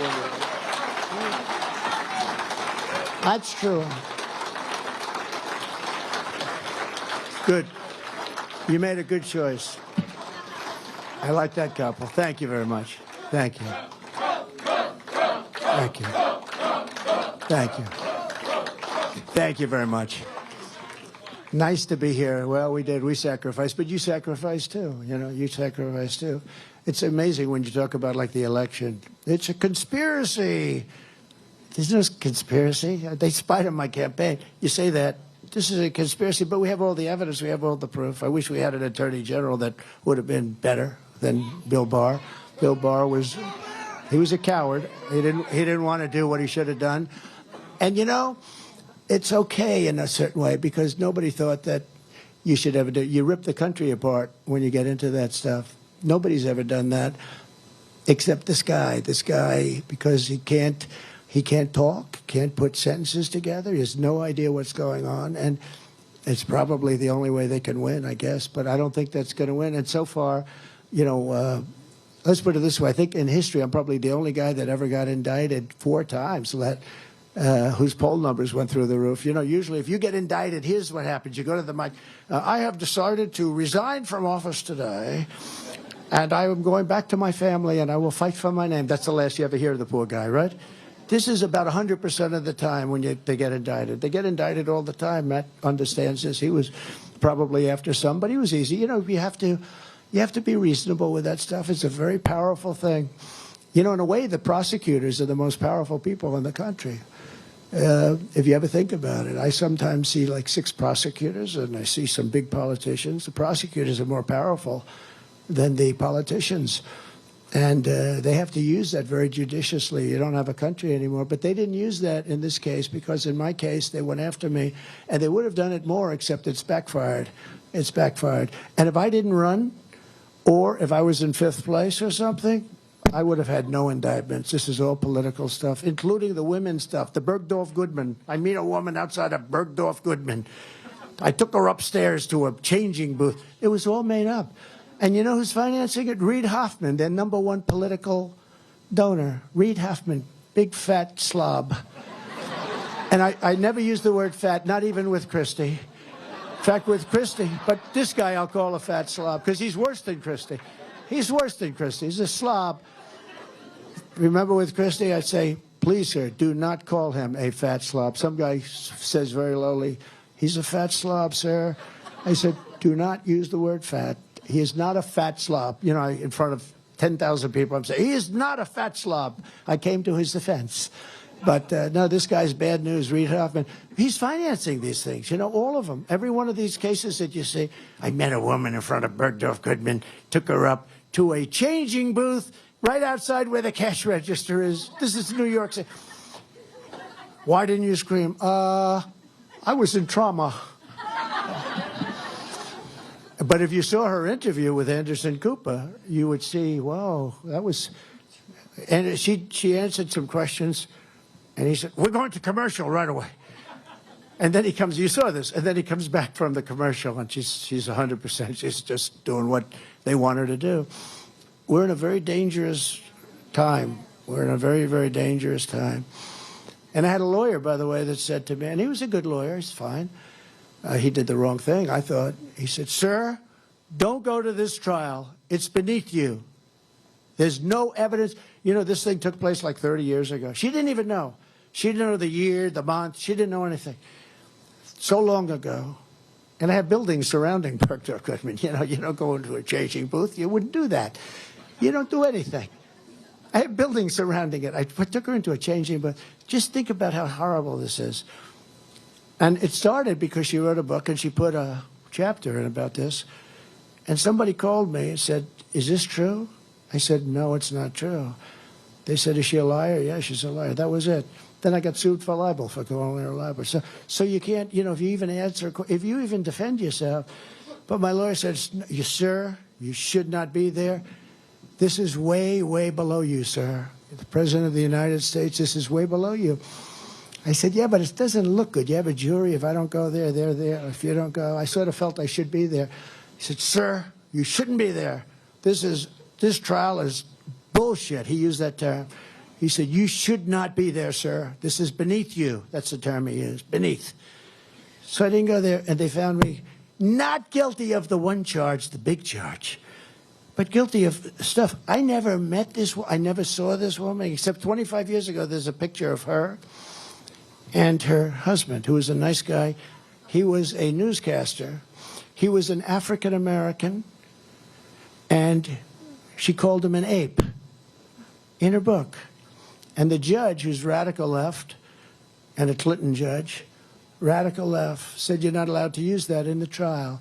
And other things. They had a dress like Monica Lewinsky. They said, "We have a dress." So I said, "All right, use it." It's sort of gross, right? Use it. Because I didn't do anything. I never saw this woman, other than they have a picture standing on a reception line where it's a celebrity. I'm shaking hands or something with hundreds and hundreds of people. That's the only picture they have. They said, "So the dress." So I said, you know, use it. Something never happened, and you say, "We have to go through this." I said, "Use the dress." And the judge wouldn't allow it. It turned out there was nothing in the dress. The judge wouldn't allow it because he knew that there was nothing on the dress. Because the judge is a radical Democrat in New York. And so you go through it. And I continue to go through it. And now I have to pay her money, a woman that I have no idea who the hell she is. No idea. And they do it for election interference. But Reid Hoffman is the guy that's funding the whole thing. And he's the big political, he happens to be funding somebody named Nikki Haley also. By the way, you got to put that in your head. Did you know that? No. He's going like, she's being funded by Reid Hoffman too. With your help, we're going to bring our country back from hell, because our country's in hell right now. Victory cannot come soon enough as we speak. The last remnants of our open border. It's an open, broken border like nobody's ever seen in a third world country. No third world country would have a border like this. They'd fight them with sticks and stones if they had to. It's crumbling into rubble. Millions of people are storming the United States in the largest illegal mass migration in the history of the world. There's never been, you'd look at the pictures, there's never been a migration like that. There's never been an invasion like that.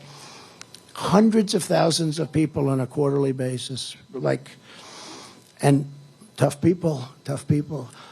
They had some prisoners from the Congo the other night. Where do you come from, the Congo? Where were you? We were in prison. Why? Murder. Oh. And if you look at the population, the prison population all over the world, it's at the lowest number, they say. I don't know, I just read this stuff. But it makes sense because these, dictators and presidents and prime ministers, they're all smart. They're all cunning people.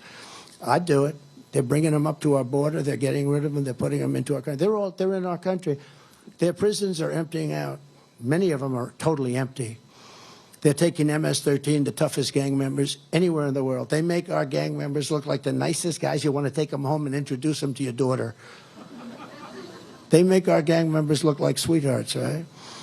And their prisons are emptying out. Their mental institutions are. Do you know what these countries are saving?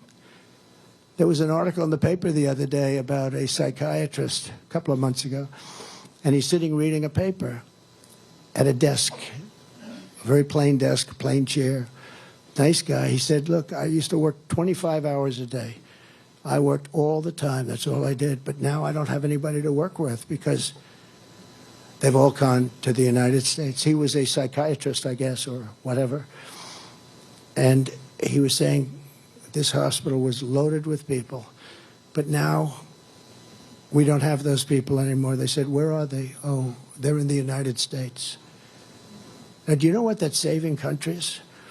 Same thing with the jails. And terrorists are coming in also. What they're doing to our country is not, it's when you talk about insurrection, what they're doing, that's the real deal. That's the real deal, not patriotically and peacefully. Peacefully and patriotically. You ever see Maxine Waters talk about the Republic? You go in there and you whack them. It makes you sick.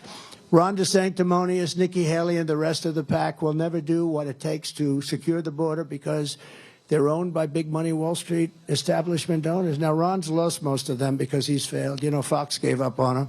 That was the end of him. They realize you need a little personality to do this stuff. It helps to have a little personality. It helps when you don't have to use it. So far, I've used the teleprompter about 14, but isn't it better this way?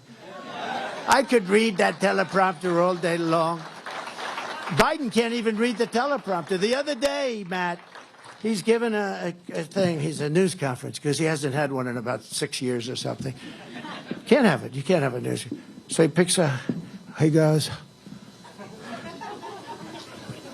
Bill from NBC, over here. So the guy asked him a very simple question, like about vanilla ice cream. But then they actually asked him a question about a border or something. So he goes, they ask him a question, Bill from NBC, they ask him a question. The border is very strong. It's very normal. And things are going very well on the border. Oh, thank you very much for the news conference. Thank you. And then he walks into a wall. But this is what we have as our president. We're going to end up in World War III. We're going to end up in a depression. I'll tell you, if I'm not elected, I think we're going to end up in a depression like in 1929. Because, you know, if you ever notice, every time like all the polls now say that I'm beating him, but you'd almost say, who wouldn't? This beautiful child, this young man, how old is he, 3?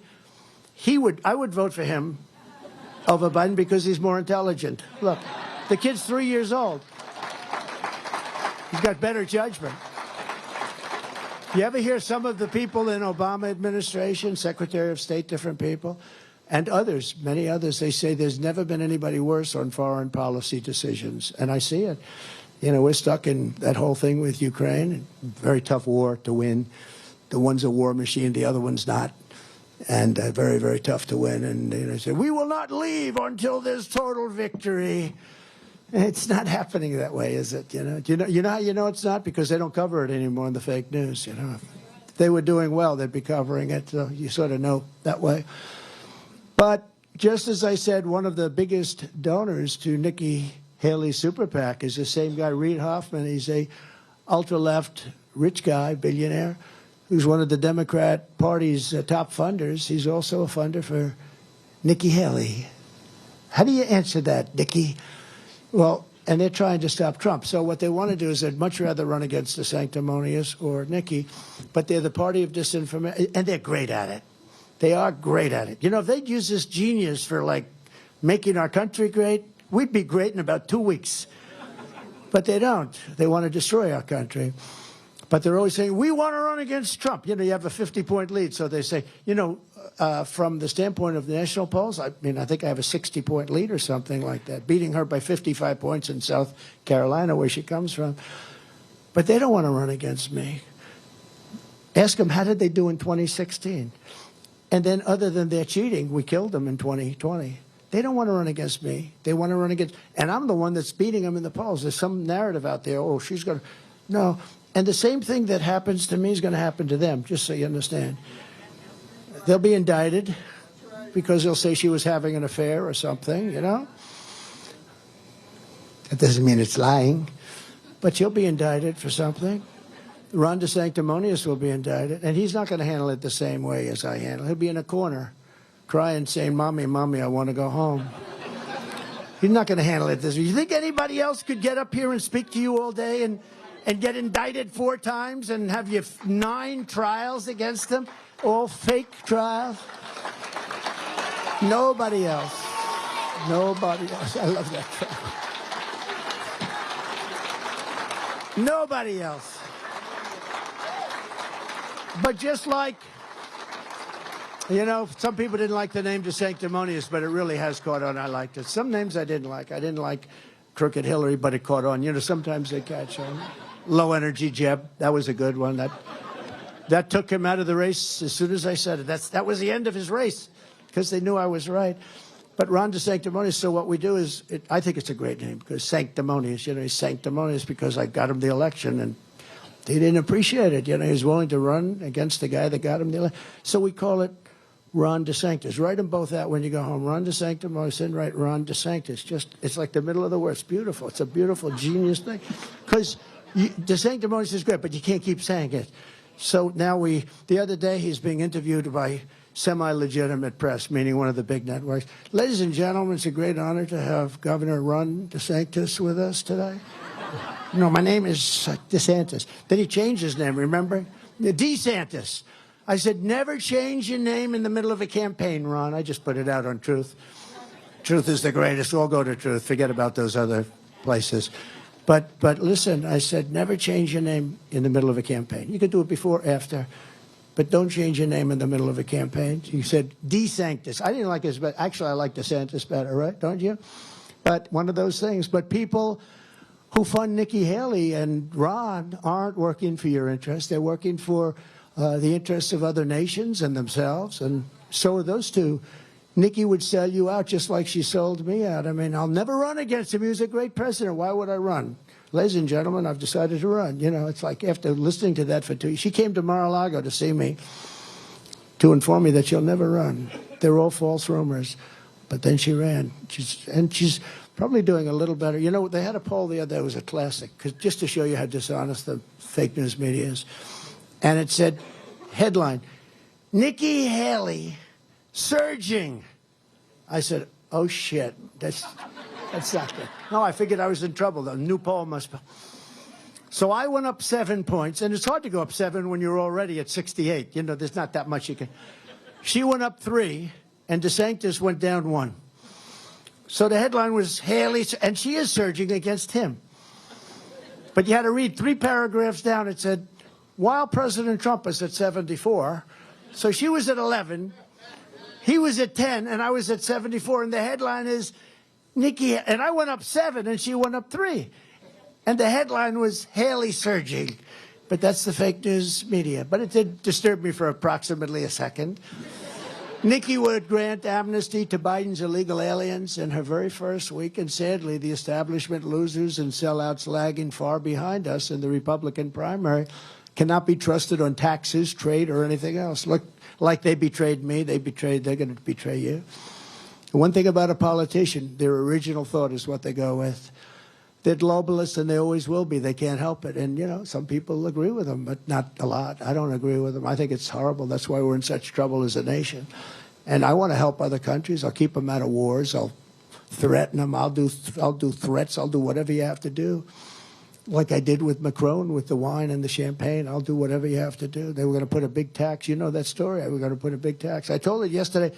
And it's funny. They're good stories because you can do so much without even doing anything. For 2 months, my people worked on it. They couldn't get him to stop. Top people. But they couldn't get it. He was going to tax all American companies doing business in France. Emmanuel. He was a nice guy, you know, but he likes France, and I like the USA. You can't blame him, and you can't blame me.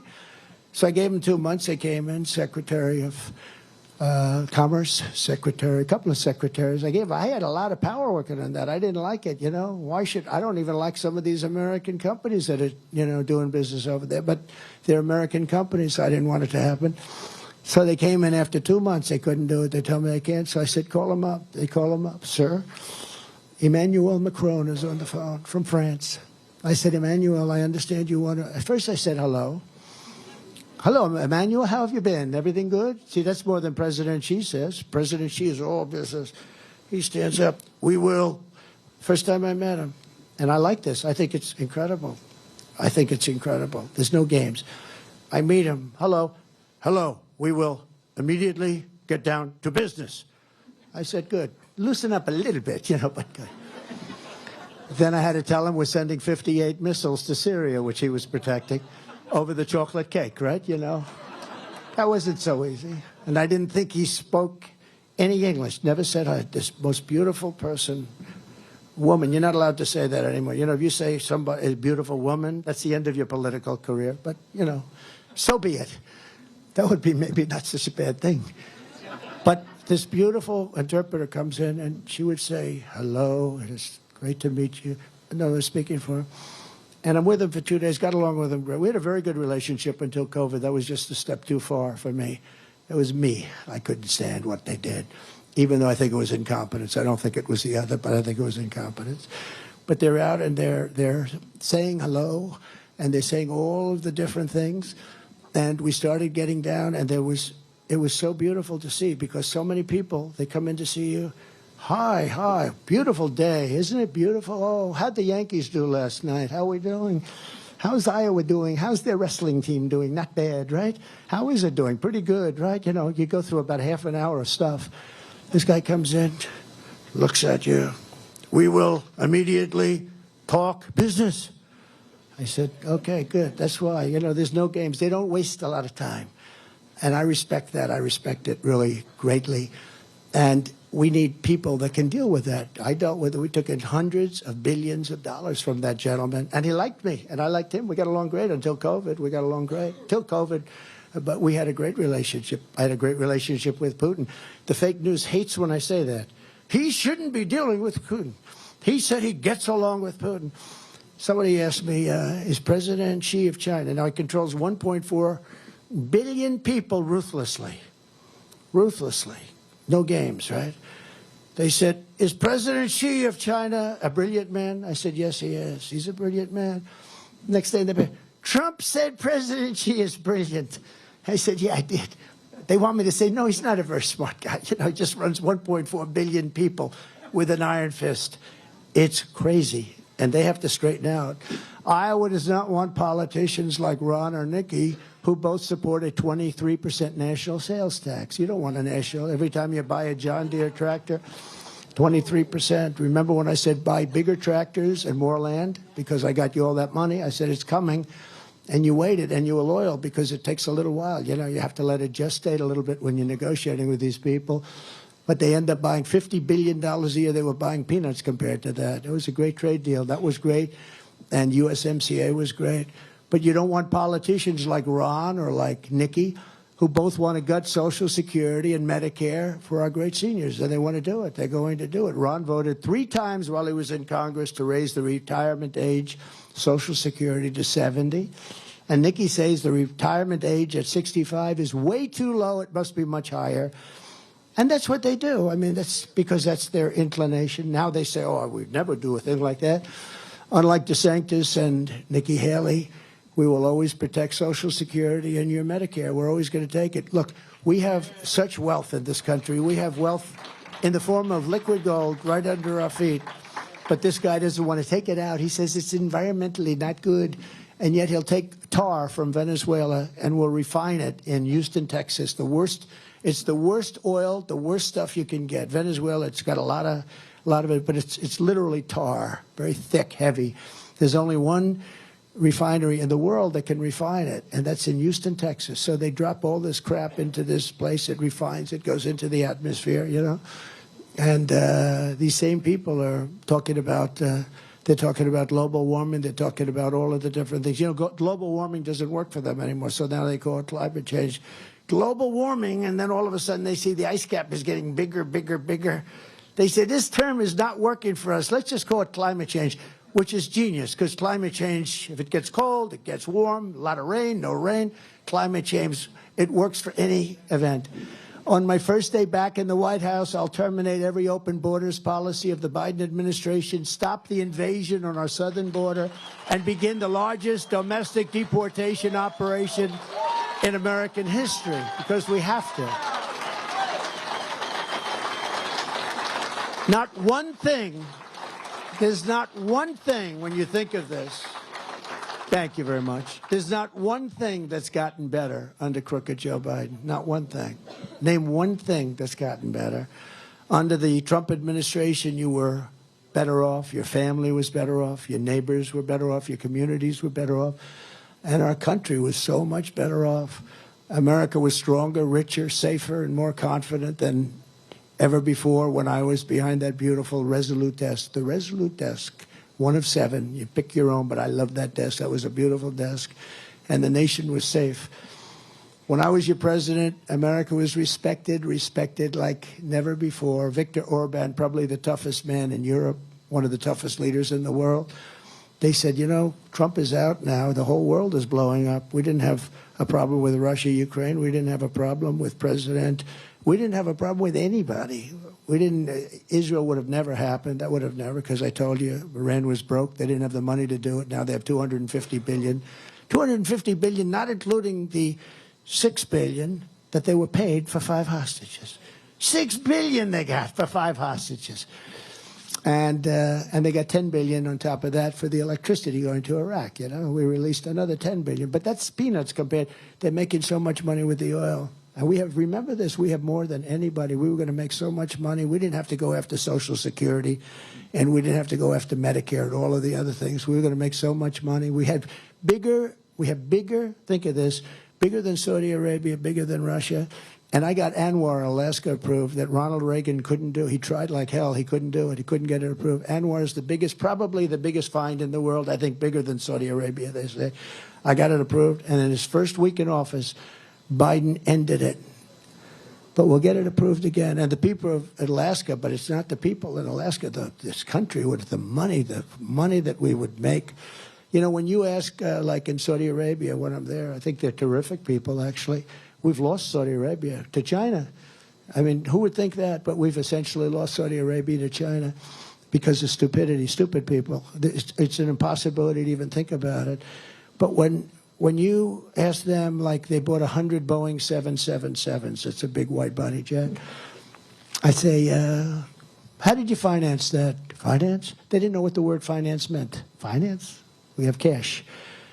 When they do projects, massive projects, they have all cash, they have oil. We have more oil than they do. We were going to pay off our debt. We were all started. We were ready to rock. You know, we were filling up the strategic reserve, which he, by the way, has brought now down to the lowest level in history. It's the lowest. These are these massive salt mines under different states, mostly Louisiana. Massive salt mines. And they hold the oil. It's natural to them. They don't have to do anything. They put a hole in the ground. They pour the stuff in. And it's massive. I got 80 million barrels in there at a really cheap price. But think of it. He used it. And it's supposed to be used for military, for war, for real problems. He used it to keep gasoline prices down during the election so that somebody would pay. And it's just a temporary fix. It's actually very small compared to all of the cars and everything else. But they used it. Now it's at the lowest level it's ever been. And it's really meant for war. It's meant for, you know, real emergencies, the real stuff. But we're not respected as a nation anymore. We'll soon be respected again. I promise you that if we win this election like we have to, we have no choice. We have no choice. This guy's bad. They've got their plan. Their plan is, you know, we're all threats to democracy. That's their plan. They think that's good. He can't use anything else because they haven't done anything else. He can't say that they did great with inflation. He can't say everything is bad. We're going to lose our dollar as the standard all over the world because so many countries now are backing away from us. I wouldn't let them back away. I say, you want to back away? We don't do business with you. They'll be back in 2 seconds. But eventually, I'm not going to be able to say that if they take it too far down the line because we will have lost our wealth and we will have lost our power. We've lost a lot of it already. Joe Biden gave that ridiculous speech yesterday because he can't talk about any of the things that he's done. He's got no successes. All he can talk about is we're a threat to democracy. But he's a threat to democracy. I say it always back. I always put Joe Biden as a threat to democracy. Crooked Joe is a complete and total failure as a president. Everyone knows it. His people know it. I find it hard to believe that they're going to let him go. And I found it hard to believe the first time. That was, 2020. I found it very hard to believe that they were going to let him go. I thought he was terrible, but, they rigged it, and they have an advantage. The Democrats have a voting advantage because they have certain groups that are going to vote for him no matter what. They sort of have like 39% of the vote no matter what, no matter who it is, and he's at 38. So, he's one below the number that's impossible to get at. We have to do it the old-fashioned way. We have to run the East Coast like I did in 2016, like I did also in 2020. But, we didn't quite get a couple of those states that we won by a lot. We were doing so well in remember Pennsylvania? We were up by like 900,000 votes with, I think it was 900,000 votes with 73% of the vote. I think if I would have lost every vote, I would have won Pennsylvania. I love Pennsylvania. And all of a sudden, there was a mistake, like 3:02 in the morning. Oh, we just happened to find about 1 million votes. Oh, look, we just found, they're tied. And then you lose it by a couple of votes. These guys, I'm telling you, if they put the genius into running our country, it would be, I probably wouldn't be running. I'd say the country's a fine-tuned machine, but they don't. They're evil. They're basically evil people. But they lie about us, and Americans aren't going to stand for it. So it's no wonder the same corrupt forces that have been fighting us every step of the way, and they are fighting every step of the way and everything now, breaking every rule and shattering every norm in a lawless attempt to keep us from defeating them at the ballot box. They can't beat us with the vote. They know that. They didn't beat us the last time with the vote. You get the highest number in history and you lose. Where is John McLaughlin? Is he here? The great John McLaughlin? He's the great pollster, the greatest pollster in the world. He's here. I know he's here. He's probably backstage. But he told me, wow, did you do great? And I said, well, but, things happen. Even the polling, they had me down 19 points in Wisconsin, but I just left Wisconsin, and I could see that we were doing so great. But they had me down, the Washington Post, ABC Fake News. And I was down 19 points. And I said, I can't be. I just left. The people are going crazy. They love us. I said, why would they do 19 if they were going to cheat? Why don't you do 4 or 5, and it gives them credibility for the next election? He said to me, they don't care about the next election. If you do 19 points down, people won't vote. If you do 4 or 5 points down, people will vote because you have a chance. And it turned out I won the state. And yet I had this poll. And what they do is they do it to suppress the vote. There are so many different things. I mean, I have a head full of things. You could talk all day long about it. It's interesting. But, they say you're down. And if you're down enough, think of it. Why don't they do 4 or 5? Because people will vote for that, but they won't vote at 19. For that, even if they love you, they'll stay home because they say, we don't want it. It's too cold. That's why I hear your night's going to be pretty cold next week. And 9 days, 8 days. So you just have to put on that warm coat and get out there. I said it to one of our people, and they said, that's good news. I said, why is it good? Because their people don't have the enthusiasm to vote, and my people will walk on glass. They don't care, right? Right? They'll walk on glass. She's going to vote. You're going to vote? Yes? I have a feeling. It's interesting. I was just asking one of our people back there. They said, no, we'd love bad weather because the weather's not going to keep our people away. It's going to keep them away. And, they were supposed to have a rally at my hotel this morning, a Nikki Haley rally. And this sort of speaks to what I'm talking about because Biden had the same thing. He couldn't get people to a rally. So they were going to have a rally so that when I walked out of the hotel, they have, we love Haley, we love Haley. You know how many people showed up? 1 person. Secret Service said, sir, there could be a rally tomorrow morning. Nikki Haley's organized a rally at the front entrance to your hotel, so when you come out, it could get a little nasty. Oh, good. It's all right. I walk out, how's the rally? They said, we don't see anybody. I walk out, there's one guy goes, hi, President, hi. He's got a Haley thing. Hi, President. I said, vote for me. I said, I think he's going to vote for me, actually. No, so there's no enthusiasm. But what I said about the weather, they said the worse the better, because we won't lose one vote. We got enthusiasm like nobody's ever had before. Joe Biden is really a threat, and he's weaponizing law enforcement for high-level election interference like our country's never seen before. We've never seen this before. This is Banana Republic. This is third world nation, because we're beating him so badly. If we weren't beating him, I wouldn't be indicted. I tell you, if I was doing poorly, or I was in third place, fourth place, especially if I didn't run, I'd right now be in Monte Carlo, maybe, or I'd be someplace that would be very nice. But right now I'd be someplace that'd be saying, you know, be interesting to watch the election. Be boring. It would be very boring by comparison. But I'd be someplace very nice. I have nice places all over the place, right? And it's really amazing to see what's happened. It's been really amazing. But I loved when they said it, that the worse the weather, the better, because we're not going to lose. They said they'll walk. He used the expression, they'll walk on glass. They don't care what about. It's going to be a little bit cold that night. In the new Morning Consult poll, we're trouncing the Republican primary field with Trump at 66, just came out, DeSanctimonious at 11, and Haley at 11, so they're tied now.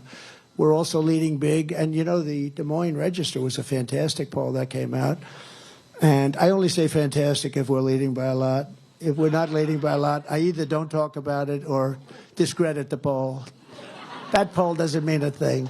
But the Des Moines Register is a very respected poll. The woman that runs it is very respected, and that was a number that, you know, they haven't even seen before. We're also leading big here in Iowa, but we're taking nothing for granted because we want you to get out and vote. The general election, we're crushing Crooked Joe by historic margins in Pennsylvania, Michigan, Nevada, Arizona, Georgia, North Carolina, Ohio, Florida, and virtually every other state. You know, they want this one narrative out. I was telling you before, they want to say, we really want to run against Trump, because that's what I'd say too. Because it looks like they have no choice, you know, number one. But we really want to run against Trump because that's demeaning to me. And, you know, it's like, oh, they want to run against me. Now, if you look at the polls, actually, she's losing to Biden almost every. She had one poll that looked good, but it was a Fox poll, of course. But other than that, she's getting killed, and he's getting killed by Biden.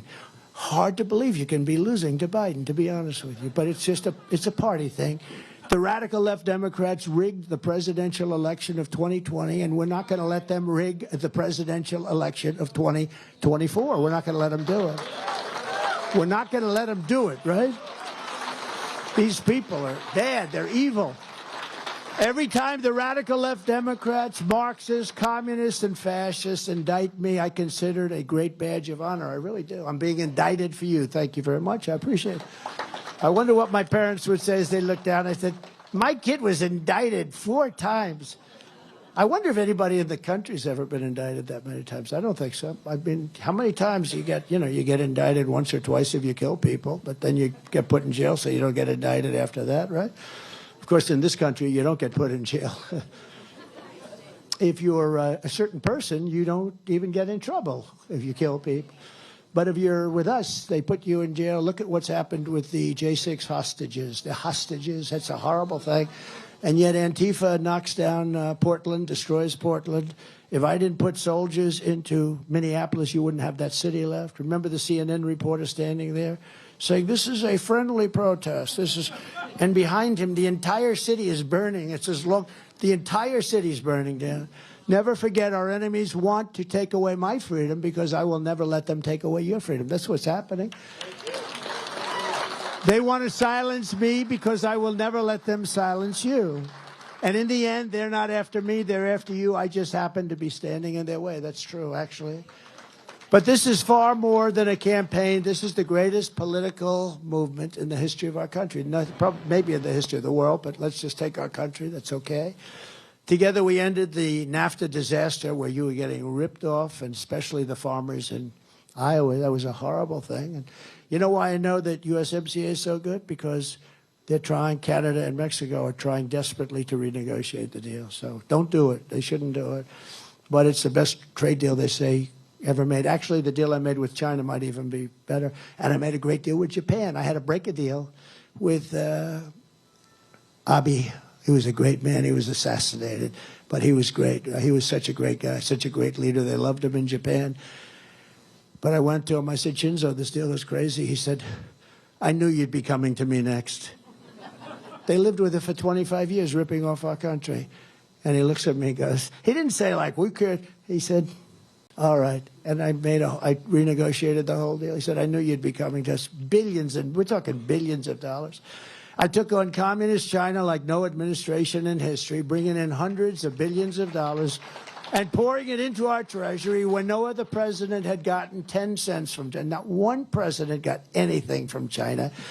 And they wouldn't ask. I don't know what it is. It's like hard to believe. But just as I took in hundreds of billions of dollars, I would say they weren't fond of me. That's why a lot of people think that what happened with COVID or China virus was, a plan. I just don't think that. I think it was incompetence. I think the scientist came out to have lunch with his girlfriend, and she died, and then all of a sudden other people, and it just grew. I believe that was what happened, but who knows? I also said right from the beginning that I picked the location, right? I picked that location. I said, that's where the lab, it was the lab.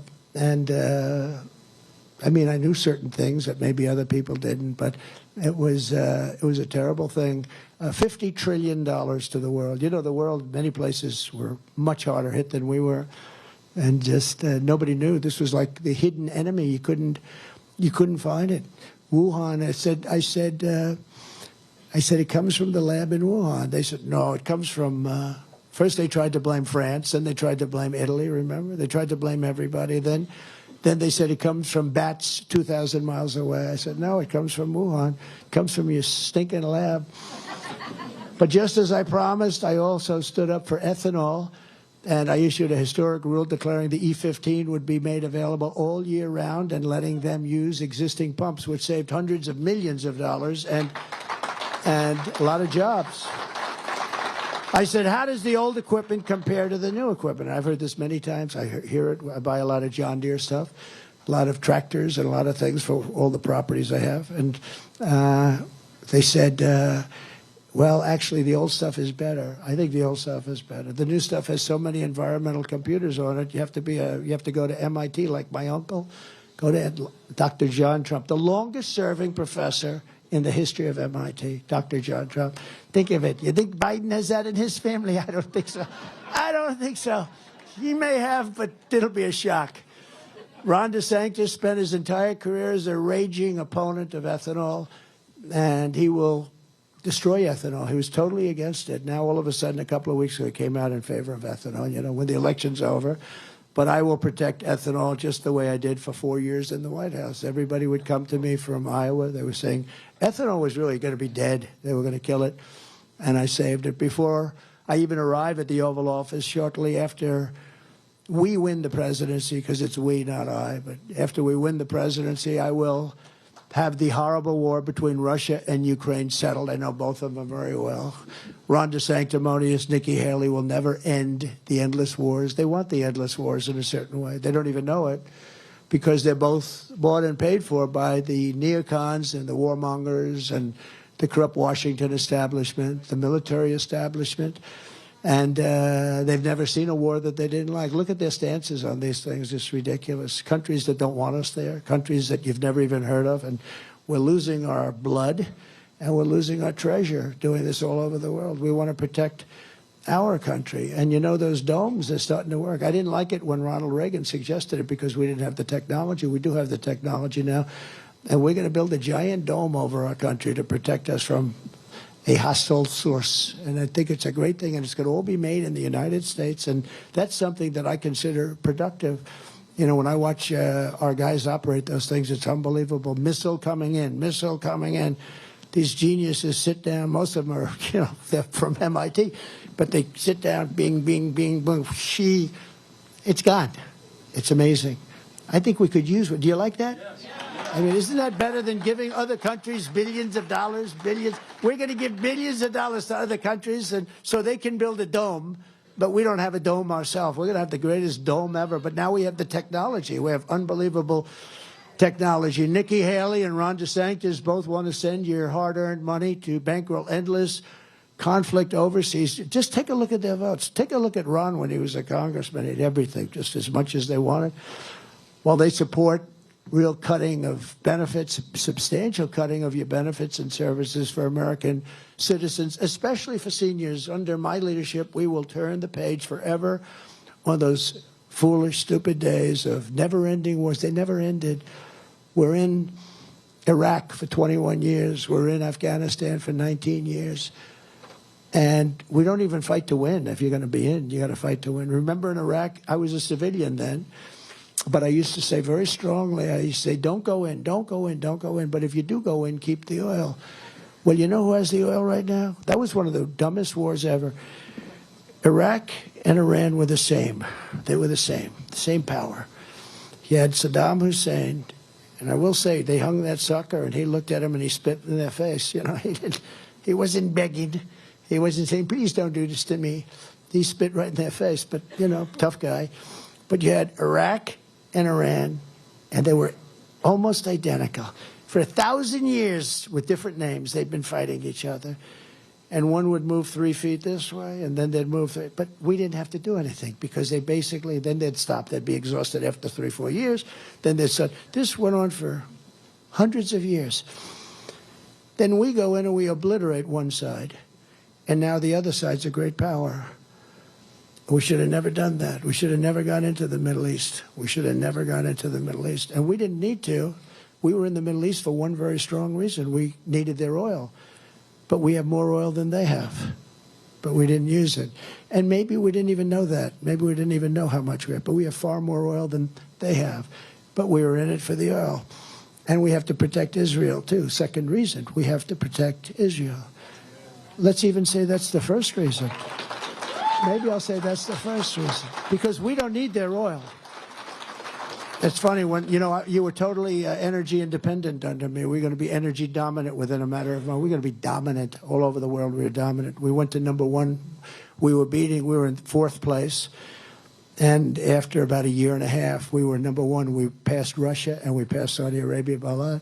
But we were going to be #1 for a long time. We were going to make so much money with that oil. We were going to send it all over. It's going to be great. Now these lunatic, radical left, Green New Deal scammers are, you know, the concept of oil is just so. It's our greatest form of wealth. I mean, what you can do with that, you'll pay off your $35 trillion in debt. You'll do things that you wouldn't have even believed possible. And we have the best oil, too. You know, it's not just the quantity. We have the best.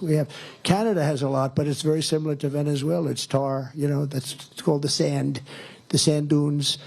And it's a very expensive process to refine it. But we have the best oil. We have the most oil.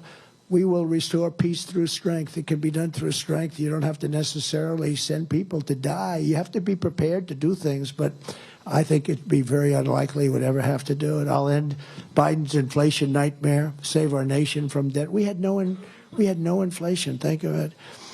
But we will drill, baby, drill. We'll be making so much money. We'll be making so much. We have something that nobody has. China doesn't have it. China doesn't have it. China has everything they need for batteries, but they don't have a thing called gasoline. And yet we're going to go away from that, and we're going to go right into the hands of China. How stupid are we? How stupid. On day one, I will also cancel crooked Joe Biden's insane ethanol-killing electric vehicle mandate. They don't go far. They don't go far. Very simple. I'd like to give you a much more complex, you know, I like dealing in complexity, but I'd like to give you a much more but it's very simple. They don't go far.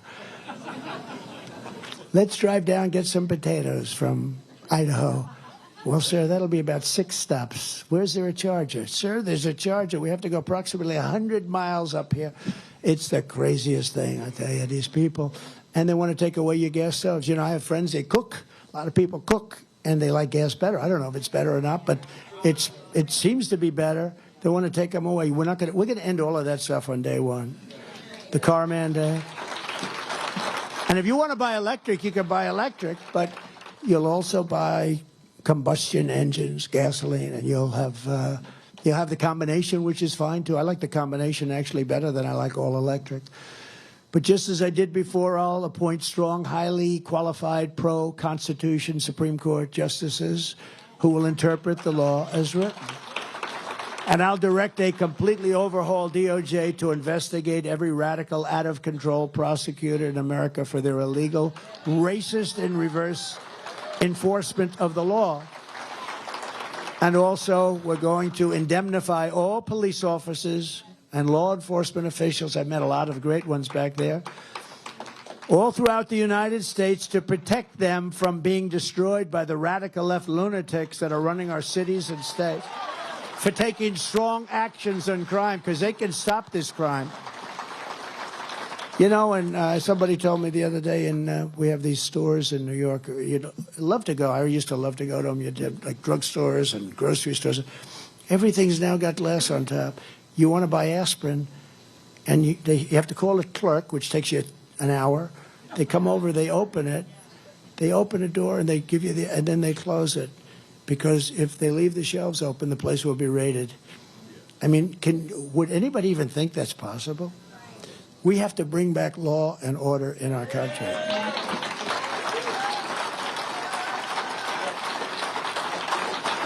And we're going to rebuild our cities into beacons of hope, safety, and beauty, better than they've ever been. We'll work with the Democrats. We'll work with the Democrats because they run those cities, and the cities are terrible. What's going on? You look at the crime rate.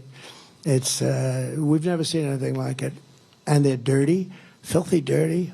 It's horrible what's happened to our cities. Run by, in all cases, Democrats. Safety will again be restored so that children can go outside and play in the park like they used to. You could take your kids to the park, and you wouldn't even think about it, without being beat up, molested, or shot. That's what happens today. And we're going to fight for much better health care than Obamacare. Obamacare is a catastrophe. Nobody talks about it. You know, without John McCain, we would have had it done. But John McCain, for some reason, couldn't get his arm up that day. Remember? He goes like that. That was the end of that. Well, we almost had it, but we're going to make it much less expensive for the people.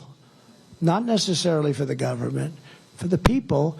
And it's going to be much better care. And it may be an offshoot of Obamacare. We may add on to it. I'm not looking for any credits. I'm just looking to get much less expensive and much better health care because it's not good. It's not good. It never was good. We kept it going. We did a good job of care. I had a choice. Let it rot and let it do terribly and everybody, or make it as good as it can be. And we made it as good. It was the right thing to do. But as president, I could have destroyed it just by not feeding it. I did the right thing, but we really have to get much better health care in our country. On day one, I will sign a new executive order to cut federal funding for any school pushing critical race theory, transgender insanity, and other inappropriate racial, sexual, or political content onto our children. All right? Amazing. It's amazing that you have to even say these things, you know. Who would ever think, you know, your children go into surgery, you don't even know if they can. So they're operating on your daughter. They are? Can you believe this? They're taking over. It's just, but who would believe not one penny would go to any school that has a vaccine mandate or a mask mandate? These are mandates that are very bad, very dangerous. And the other one, I will keep men out of women's sports. Who would believe? And the new one is fighting. Now they want to have the men fight women. And honestly, I don't want to sound chauvinistic. That's not going to be a good situation. That's not going to fight you. That's not going to be a good situation. That's a terrible. I mean, can you imagine? I know that a lot of these fighters. I go to the UFC. Dana White's great. I mean, he's phenomenal what he's done, right? For the people that know about that, he's something, I mean, amazing what he's done. But these are tough guys. These are people. And the women that fight are very tough, too. They fight against each other. But, boy, that will be a terrible thing. But they want, that's what they're fighting. They want them to fight. Look at the weightlifting. You know, the weightlifting came out. The record's like 150 pounds more. You know, I do it. My wife gets very upset. She says, it's not presidential when you do that. It's not. But this is a Saturday. You know, we can take it. But, you know, not presidential. But, you know, you have this great champion, and she goes up, and they put 1/8 of an ounce on that side of these big barbells, these big, and I think 216 pounds. That's a lot. And she's there, everything, and she's going to do it, and she lifts it up, and her parents are so proud. Go, baby, go. Oh, Mom, I can't do it. And you know, the record stood for like 18 years. And then a person comes up who happened to decide to go and wants to become a woman. And they say, have you lifted before? No, I haven't. Well, why don't you give it a shot? He goes up to the same one. Bing. He's going like, bing. Right? No, it's so demeaning to women. It's so ridiculous. But now the fighting is can you imagine that? It'd be horrible. It's a horrible thing. A horrible thing. Everybody knows. Look at some of these track and field records, you know. They're knocking them out by, like the swimmer. It lasted 16 years. She wants to swim. She's a great all-American swimmer. She looks left, she looks right, she looks left. All her friends, she's been growing up with these people because, you know, you set the pyramid, right? Then he looks, and she sees this huge guy, this person, and she goes, man, wow. He's like Wilt Chamberlain, except slightly larger, right? He's got a bigger wingspan. And I always say, in a joking manner, she suffered a terrible tragedy. She was very badly injured, right? Because he went by her so fast that she got tremendous wind burn, you know? He's going by her at a level, no, the whole thing, and he broke the record by many seconds. You know, this is a thing that stood like 1/100th of a second. And, you know, they break it by like 19 seconds. The whole thing, can you imagine that you have to say you're going to keep men out of women's sports? Who would think that that's even possible to say? It's just crazy. And these radical left lunatics are really into it. They really think it's like a good thing. I don't get it. You'll have to, he was a big football player, you know, you'll have to tell me. You think there's a person that, yeah, there's probably a couple out there, you know, probably that could stop you. They'd stop you. They may need a weapon, but they'll figure it out, you know, they're very smart. But I'll fully uphold your Second Amendment, which was under siege, total siege, and will protect the innocent life, and we will restore free speech. We will restore free speech, and we will restore and secure our elections.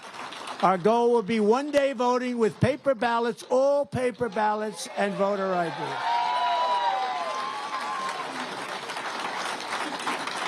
And every governor should do that right now. Every Republican governor should do that right now. There's no reason for them to wait because our elections are a disgrace. But until then, Republicans have to win. So if you took the 10 worst presidents, remember this, I say it all the time. I used to have it 5 worst. Remember, I told top 5. But I said it's nothing compared to the damage that he's doing. If you took the 10 worst presidents in the history of our country and you added them all up, all of them, they will not have done the damage that crooked Joe Biden has done to our country. You could take the 10 worst presidents. I mean, what he's doing at the border, and it's a very difficult problem. You know, we're going to deport people, but, you know, when you have 15, 16 million people, this is not like a simple thing to do. What they're doing to our country is incredible. This is not it'll be the largest deportation in history. But this is a very difficult thing. You know who was a big, strong person on that is Dwight Eisenhower. He deported a tremendous number of people. Who would think? But he was very much, he was right. But it's nothing like this. And he didn't have people coming in from prisons and mental institutions. He just had people coming in. So if you want to save America from crooked Joe Biden, then get every patriot you know, make sure they're registered Republicans and get them out to vote in their local precinct caucus and you got to do this 7 p.m. on Monday, and I'll see you there if you're in the one that I'm at. They don't want me to tell you the one I'm at. You know why? They got a couple of things going. They don't want really, but I'll be here. I promise you. I'll be in the state, and we're going to all work together. I'll be careful. I may be there. So it's Monday, January 15th. Remember, you're first in the nation because I kept you there. Nobody else. Nobody else. People like to say, oh. And the Democrats, remember the Democrats, they left. They took off. And I respect, look, first in the nation. Iowa, first in the nation. I say farmers, manufacturers, and politics. And there's something nice about it. It's a tradition. And I was never going to let that go, and I will never let it go. And I've told you that now for 8 years, right? And for 8 years, I kept you here. The whole world is watching, so learn how to caucus and find out caucus locations where it's appropriate for you, which I said earlier, oftentimes it's different from where you normally vote. So you have to go and make sure you get it right. And it's at ia.donaldjtrump.com. So that's enough of that stuff, but just go out and do it. You're all smart as hell. You'll be able to figure it out in about 2 minutes. From Fort Dodge to Cedar Rapids, from Des Moines to Davenport, and from Waterloo to Sioux City right here, we're all with you. We are with you like nobody's ever been with you. No president's ever been with you like I've been with you. No president's ever had to be persecuted. It's a combination of prosecuted and persecuted. I got them both. Thank you very much. I appreciate it. But we stand on the shoulders of generations of Iowa patriots who tamed the wilderness, braved the elements, tilled the soil, worked the fields, built the factories, and poured out their blood, sweat, and tears to make this country into the greatest nation in the history of the world. But now we are a nation in decline. We really are. We're a nation in very serious decline. We're being laughed at all over the world. We're a failing nation. We're a nation that has lost its confidence, it lost its willpower, and it's lost its strength. Think of that. How sad is that? When you say it's lost its confidence, it's true. We've lost our confidence. We're no longer a confident nation. And 3 years ago, we were the most confident nation. We were more confident than this nation ever was. We're a nation that has lost its way, but we're not going to allow this horror to continue. 3 years ago, we were a great nation, and we will soon be a great nation again. It was hardworking patriots like you who built this country, and it's hardworking patriots like you who are going to save our country. We will fight for America like no one has ever fought before.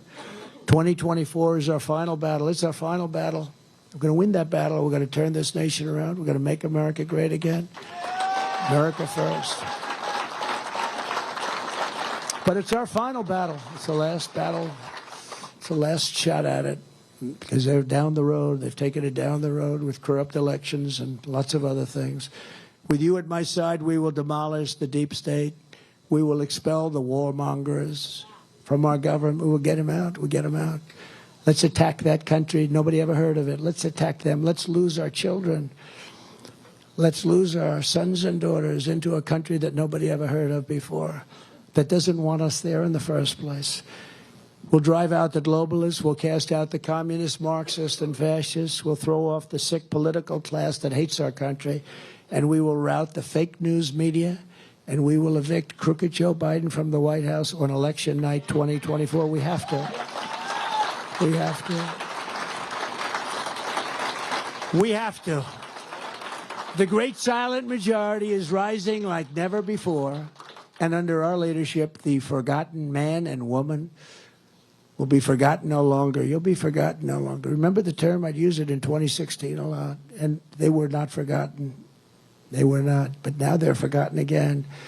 We will love our country. We will take care of our country. We will pray to God for our strength and for our liberty. And we will pray for God, and we will be with God.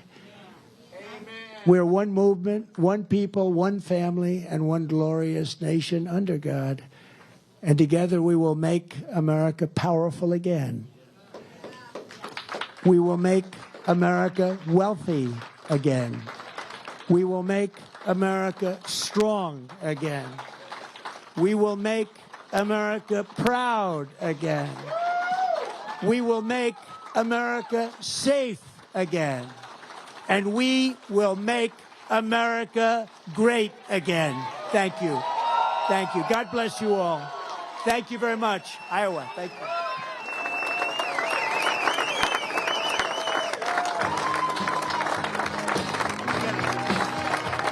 Did they get that?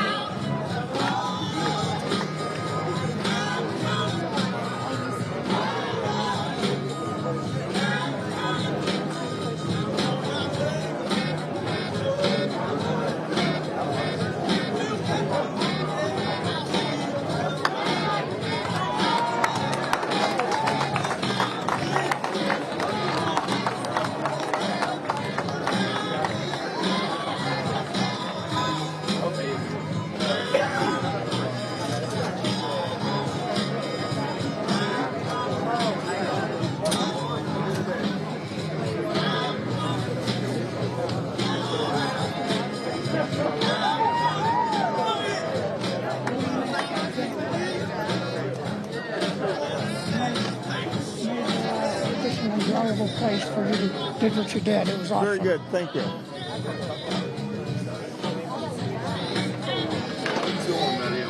I'm crying. I'm fucking hungry. You and me both. I was thinking about tacos. Food.